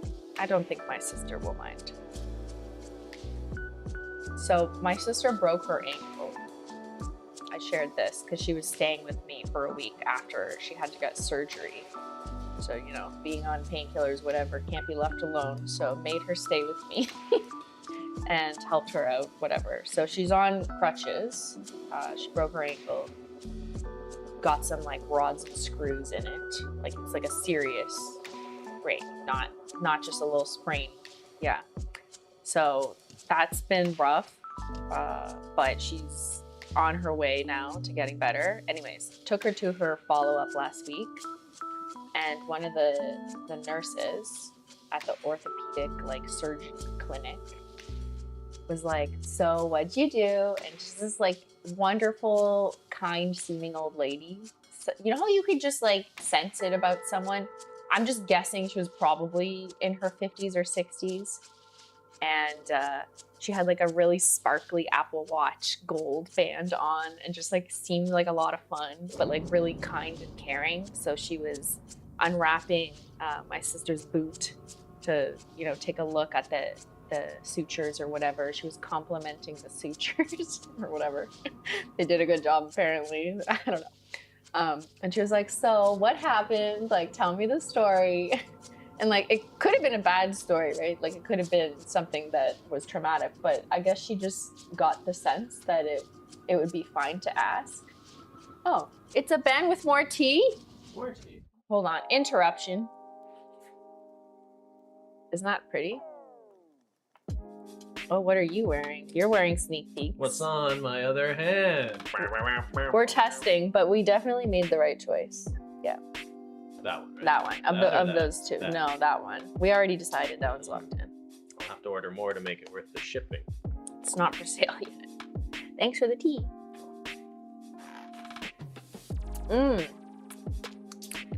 It's a fake London fog. By fake, I mean it's not Earl Grey. It's just breakfast tea. I asked for oat milk, but it looked pretty milky. So, can you tell? No, it's oat milk. That's oat milk. Better be, or I'm assuming. So here's what I'll do to keep it warm, since this is basically almost done.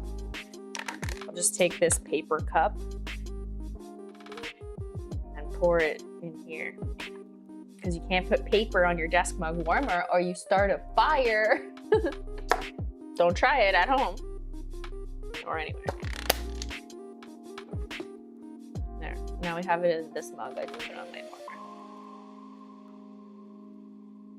Okay, as I was saying, so wonderful old lady, seemed like such a good nurse, person, grandma, whatever. She's like, so what'd you do? And Jen's like, well, have you ever heard of Celine Dion?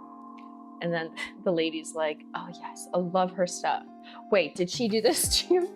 And then Jen's like, no. See, we were dancing on the couch and I just danced a little too hard to Celine Dion. She's like, what song was it?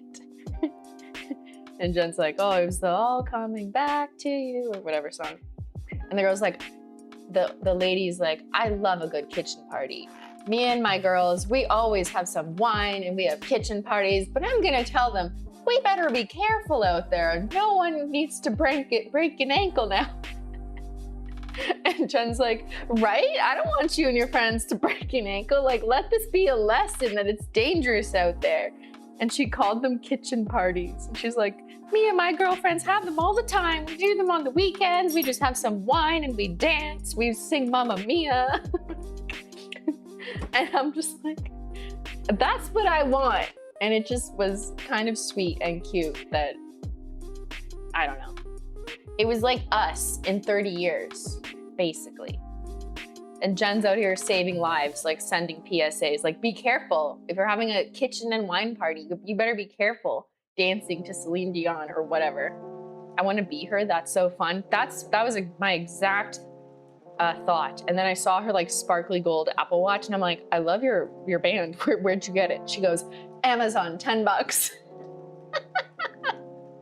Like, what a fun diva. Like, I want her to be my grandmother. RIP to my grandmothers, who are definitely way older and all dead. But anyways, it's just like, that was just so fun. And I think it made Jen smile, so.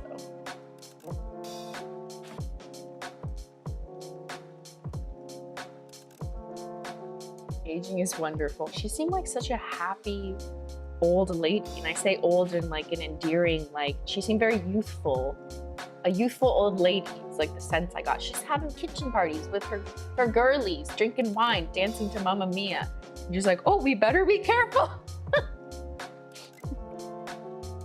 Did you give her any polish? No, I didn't bring my nail polish to the hospital checkup, but she seemed like someone who would have. But no, I'm not trying to hawk HOLO taco while my sister's getting treated. Positive healthcare moment? I haven't heard one in a minute. Yeah, I also understand, you know, healthcare is very tough out there, no matter where you are, probably. Unless you're in like some fucking safe haven somewhere in Scandinavia. I don't know, it's like perfect there is what I hear. But yeah, this was like a booked appointment follow-up, so we weren't waiting too long. When we were first in the hospital for her surgery, which was booked in advance, but we still had to go to the ER to wait there. I don't know, that's just the way it works. The sign said that the wait time for the emergency room department was 6 hours. And that's not that long. So, yeah. Now it is free to get surgery on your ankle if you broke it. So there's that. Like, she didn't have to pay because she has an Ontario healthcare card. Although she did have to pay for the like boot, basically like the new version of a cast, and a wheelchair, which was optional, and crutches. But I think she's able to claim most of that, like get some of that back through her insurance, healthcare insurance. And if she used an ambulance, that wouldn't have been all free either, but we didn't do the ambulance. I just drove her. I'm the ambulance now.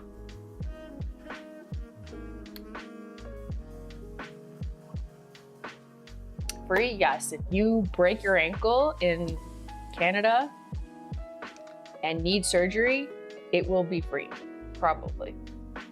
If you are covered under whatever the provincial healthcare plan is, that is free if you are a registered citizen of that province, blah, blah, blah. OHIP is what they call it in Ontario, but it varies by province. But then the residuals aren't necessarily, residual is not the right word. Like the extra stuff you might need as a result aren't necessarily free, like the boot, which is effectively a cast or a wheelchair or whatever, but then you can maybe claim some of it back. So it's kind of like, it's kind of free, but not really. Yeah, how much is ankle surgery in the States? I mean, it depends on what you get. Her ankle is broken in multiple places and they had to go in on both sides. Like, so I gather it was not the simplest. It wasn't just like one quick thing. It was a little bit more tricky. So I don't know what you would call that. I'm not an orthopedic surgeon, but like, yeah, I have no idea. How much is a 2 incision point ankle surgery in the US? Or does it really vary, like based on what hospital you go to, right? Like if you go to that fancy hospital in Chicago that has smoothies that I went to by accident, I still remember that. I'm a dummy. Depends on insurance. They cover some of it. Yes, yeah, makes sense. Got it. Yeah, I guess our insurance doesn't really cover surgeries because it doesn't need to. Unless it's not necessary? I don't know. I've actually never had surgery. Have I never had surgery? I don't think so. I mean, like I've broken my head open in my nose, but I don't think I actually was put under. All because Celine Dion has such danceable music, honestly, yes. We learned a lesson. And yes, I was there dancing with my sister when it happened. And no one knew that, obviously we didn't realize she actually broke her ankle. We were just like, oh, she probably sprained it. Like, no one knows. Until she got an x-ray the next day. All right, I'm posing. And then I'll answer your question.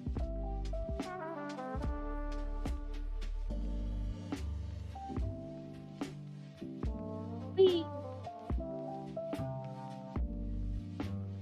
That's beautiful. She kept on dancing and walking. No. Like, she knew something was wrong, and it was like hurting, but like, no one really thinks like you definitely broke it. And she's a very like tough cookie, you know, type of person. So she's like, it's fine, I can walk to the car, and like she should probably not have done that. But like, we don't fucking know, you know? We don't know until she went to the ER the next day.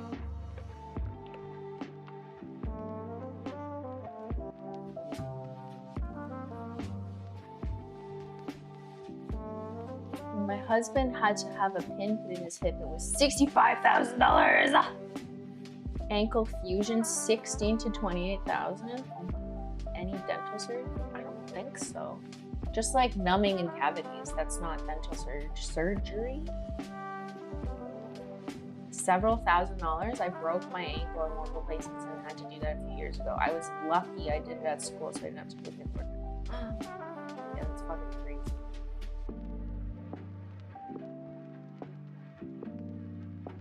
At least Jen did something fun. I dislocated my shoulder this morning. This morning? Because I tripped.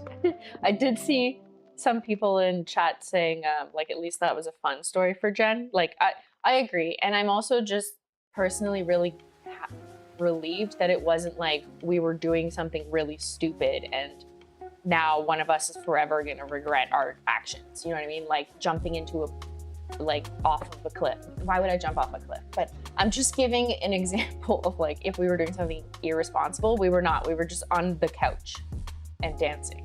Like, it just a freak accident. She just rolled on it the wrong way, basically. So I'm kind of relieved that, like, you know, no one will regret their actions for the rest of their lives type of thing. But yeah, it's just really unfortunate. It definitely fucking sucks, but she will get through it. You still have your wisdom teeth? I do, because I only have 2 on the top. The bottom ones never grew in, and the ones on the top aren't compacted, and they don't hit the teeth on the bottom because the ones on the bottom don't exist. So my dentist has said I should probably get them out anyways, like just for funsies, but they get paid to do that through insurance. And like, I don't really need to get it out. They don't bother me.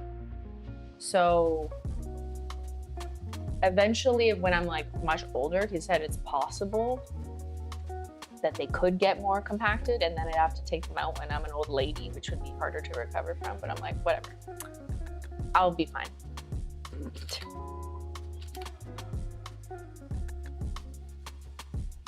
But there is no actual need based on my mouth x-rays for me to remove my wisdom teeth. It's just like a, if you want to.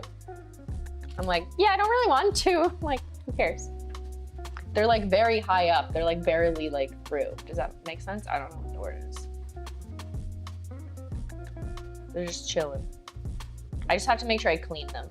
So I just use the electric toothbrush and like shove it back there. And whatever. That's it, basically. So I've never had surgery.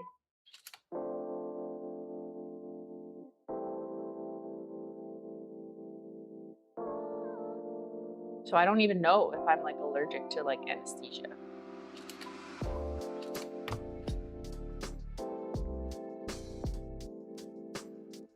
Wow, this is like reading like a different color. It's because like it's the background, there's limited colors in this shot. Like I'm definitely gonna have to tweak this because that's not what I'm like looking at real life and I'm just like, no. But all that matters is getting the focus shot, and then I can tweak the color throw, which is a very common thing when you're shooting in a scene with very few colors.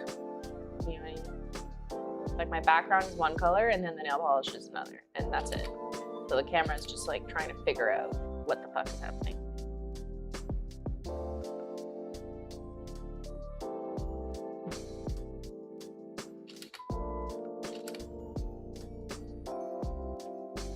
But now I think I need to do on the other side of the nail.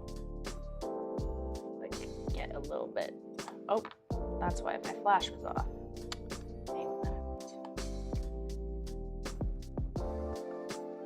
I really need to find like a flashlight that is basically like an iPhone light, but I have yet to succeed in that. It's every tiny little like flashlight that I can hold up that's less awkward to hold than a phone. It just doesn't cut it. There's something about like the iPhone flash.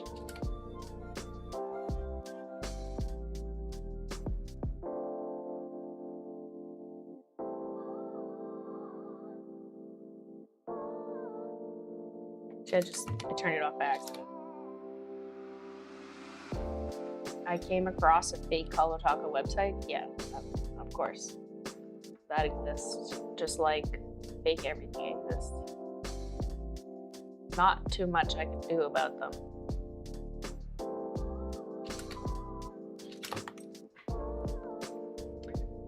Just be a smart shopper. Always check what emails things come from. Check the domain.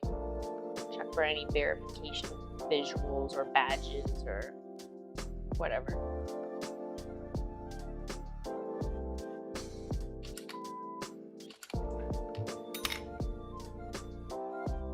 Okay, we're good for that. Let's zoom in, have a sip of tea.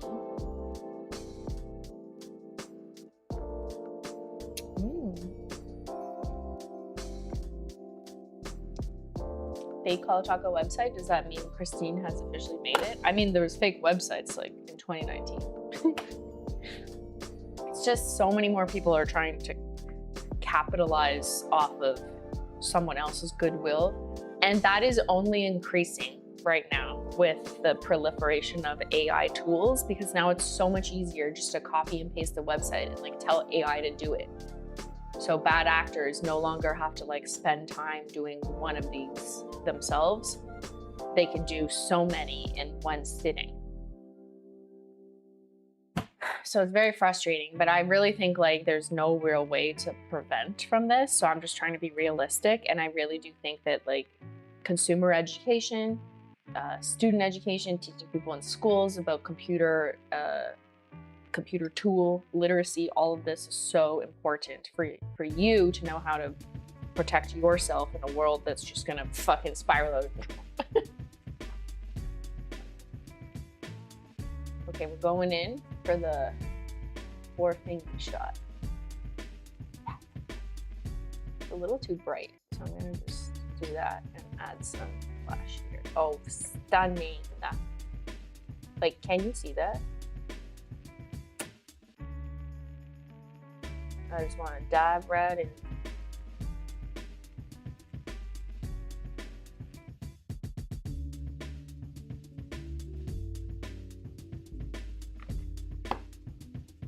You want us to be literate? I mean, you don't have to read books, but everyone needs to know how to check the source of an email, how to see where that email is actually from. Is it spoofing? Is it phishing?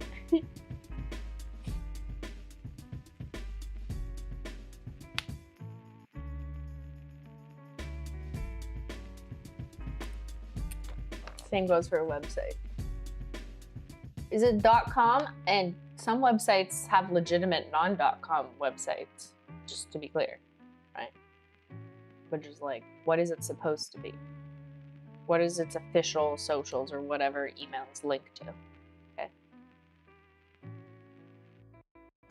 Everyone needs, yes, exactly, serving SaaS, computer and media literacy, 100%. I agree. If I was a teacher, I would teach it. Even if I was like a science teacher, I'd be like, today we're doing media literacy. I don't care that you wanted to learn about the nucleus. No, we're doing media literacy. What misinformation are you hearing about the nucleus on TikTok?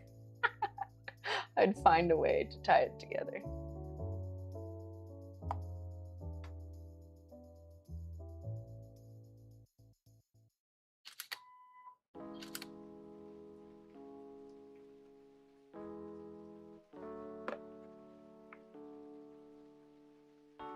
Is it fishy or is it the real Shrimply? We gotta question everything nowadays. That's how I feel too, I know. With like AI slop videos too. Like, is this a real video or am I like, what? But I find I've always had a very critical, sounds like, I mean negative, but I don't mean it in a necessarily negative way. But in a, I don't believe it until I see XYZ evidence type of literature analysis type way. You know, like, where's your 3 supporting arguments type of mentality that has been drilled into me since like essay writing days. That's kind of how I approach almost anything in the news or in the media, or just like someone sharing me like a reel of 2 people that I never thought would be together, like together. I'm always like, what? Like, I approach everything with like a skepticism or a critical thinking lens, and then I look to verify it if it is true, rather than just be like, oh my God, that's insane, next. Everyone's got to stay skeptical out there, yeah. Now I'm lucky because it comes naturally to me. I'm just naturally suspicious, you know, of everything. But there's people who aren't, who are just full of like whimsy and gullibility, is that a word? And they get so easily duped. And you have to teach them how to be skeptics. And that's hard for people who it doesn't come naturally to. So I understand it, why people get duped. I'm not saying, like, I definitely don't think people who get tricked by things are stupid. I just think there's a different socialization or upbringing where there's like a training. And sometimes it's just part of your personality.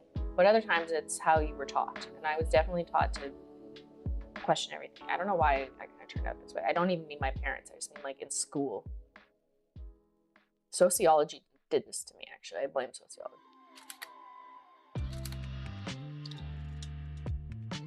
Sociologists is very critical theory, like everything is problematic, everything is infantilizing, everything needs to be debunked. So that logic is like, I guess, what stuck with me.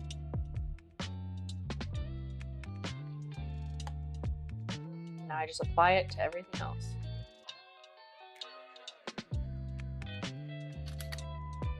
Live life like a sociologist. Don't get scammed out there, it's dangerous.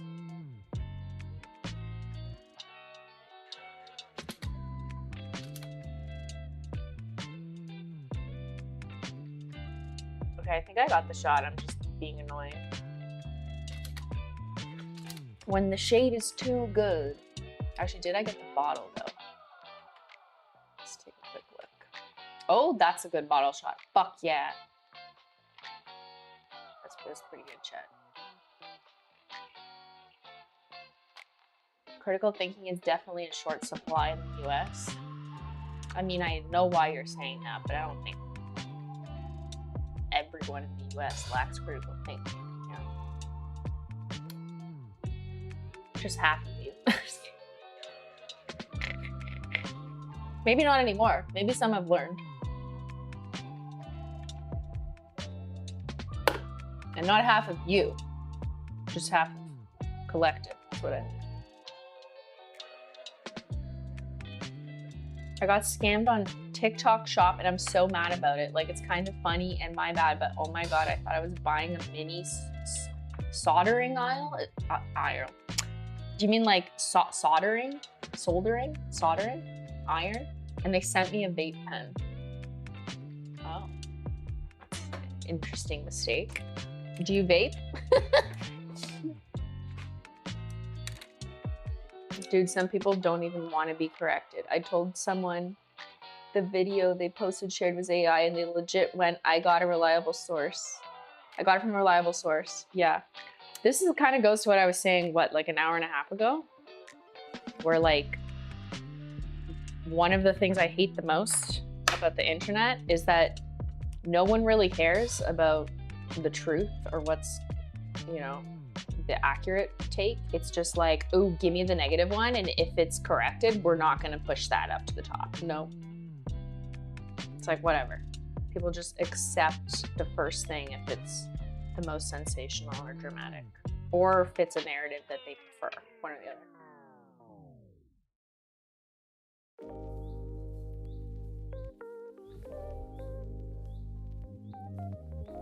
And it's definitely gotten worse, right? I think it's gotten worse since COVID, since everyone's been alone at home with less to do. I'm generalizing, but like, I actually think that that has worsened our own mental health and social well-being, because all of a sudden we're less social and we have less in real life experiences. So what happens? You just collectively, everyone becomes more depressed and hates themselves and others more. That's just the truth. Obviously, no one wants to believe that about themselves, but if I'm being super broad brush general, I just think that that explains it. And the algorithms propel that, so they push that more forward. I don't think it's exclusively an algorithm problem. I also think it's human behavior and how we've decided to adapt collectively in this type of world. But there's multiple factors. Nothing is explained by one thing ever. Compounding factors. You know?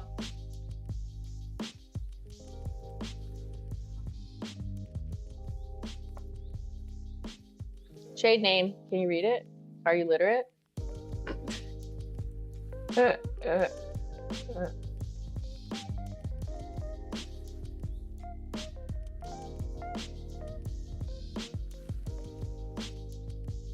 It's beautiful.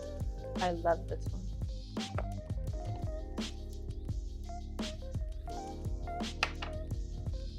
All right, there we go. That's 2, and that's my limit for my own back, shoulder joint health, so I don't pull anything.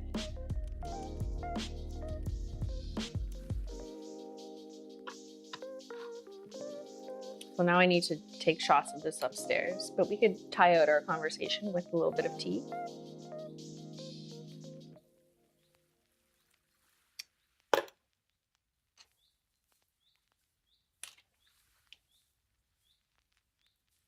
I should drink water too.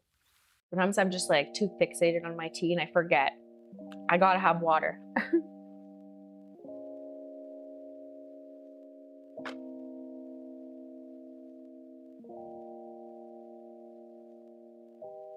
You saying shade name just activated my brain like jangling keys in front of a baby. I say that a lot in real life. Like something happens and then I'm just like, that's a good shade name. Like randomly to Ben over dinner. Hey, did you know that the most recent edition of the Oxford English Dictionary has removed the word gullible? Come on.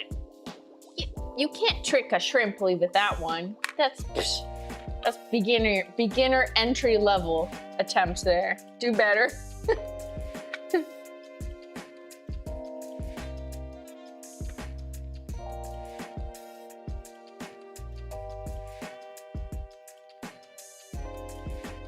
Only seeing 2 filter versions of this collection. I'm already excited. Yay, amateur.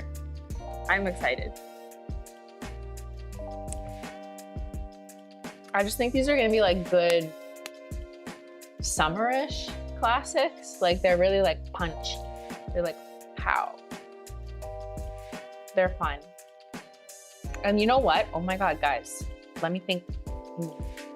These are all colors that if you go by like the color wheel and the generic 12 or so colors in the color dictionary, we have released all of them before at some point in the last 7 years. All of these colors have been released before.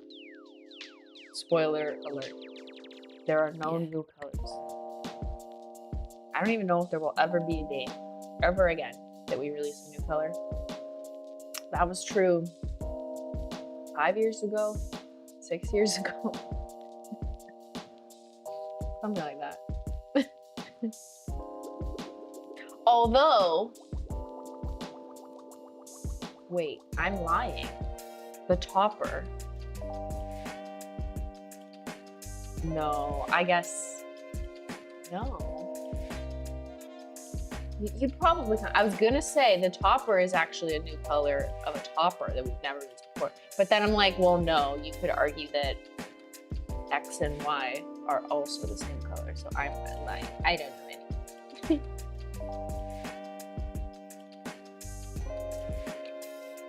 What about Precious Cargo? What color was that? People would say brown. I remember when Precious Cargo was released.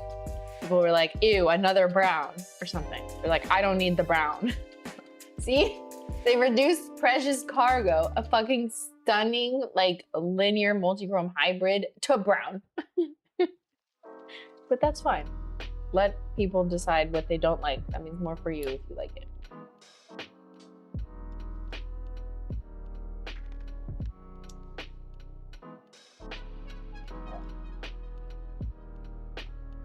Precious Cargo is a favorite top shade. Oh, sorry, toe shade. Yeah, that was Sophia's favorite from that collection. Mine was probably Sky Lounge because I just really love the micro metallic foil flakes in different colors. I love the way they shine. They always impress someone who's like unsuspecting and like doesn't know anything about nail polish. And I just love that in the IRL experience. But obviously, like the data would say unicorn #1 or magnetic taco, like duh, like that was definitely at the top. But if I'm just talking about the other shades, I like Sky Lounge was like my secret fave. But Precious Cargo is also so good. It's just so expensive. Like literally like combining the two most expensive pigments, multi-chrome and linear olive. And it was packed. So I know we adjusted for some price increases, like from cost of goods, and like kind of tried to account for that in our new pricing that dropped last year, right? But it's still more expensive than the difference we sell on our retail store. We just wanted to, we didn't want like nail polishes to be sold so far apart in price that it's just like, what the fuck are you doing, right? Also, who knows if they can change back? Probably not. That's wishful thinking, but that collection was my fave. So I'm really excited for people to see this year's anniversary, our 7th year. So Bon Voyage was last year. I don't know why I'm talking about this. We're not there yet, but soon.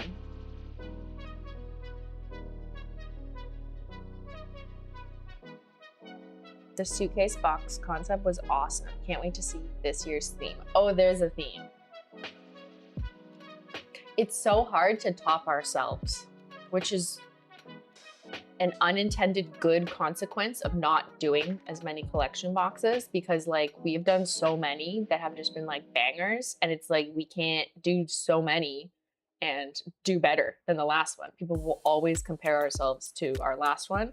So giving it more breathing time and space has also just, I mean, this isn't the reason why we did that, but like a secondary reason. It's like, you know what, it's actually good because it gives us more breathing room.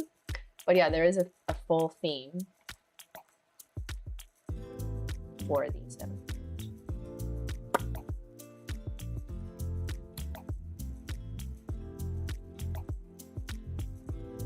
What's your favorite collection box? Probably the most stupid one, which is the remix one. It was the biggest one for how many polishes were in it, right? Because there was 5 polishes plus 1 empty bottle. But that was the big CD inside that spun. So it looked like an album cover. You opened the album, and then there was like a giant CD that literally spun and revealed the nail polishes in the slots. It wasted a lot of space from like a construction perspective, like the nail polish. And it cost so much just to build the CD on like a little spinner and have it assembled. Like, very dumb, but it's still one that I remember so clearly and just loved that one. And that one is like impossible to top, I think. Just from a, oh my God, what does it do perspective. Now the mixed emotions box is probably my next favorite. Maybe you didn't suspect this, but for a compact collection box, it just was the standard 5-slot, like regular shape. But the inks used to print on the mixed emotions, which was our 5th anniversary collection, was printed in thermal ink, where if you take like a blow dryer, you'd heat up half the box and it would all change colors. And that is, like, in packaging, uncommon and very hard.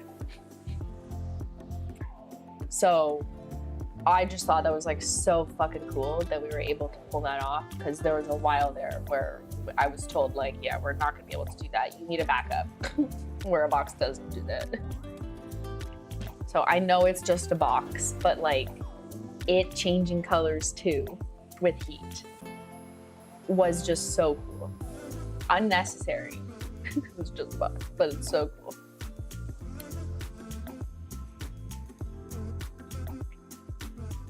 I forgot that the box changes colors.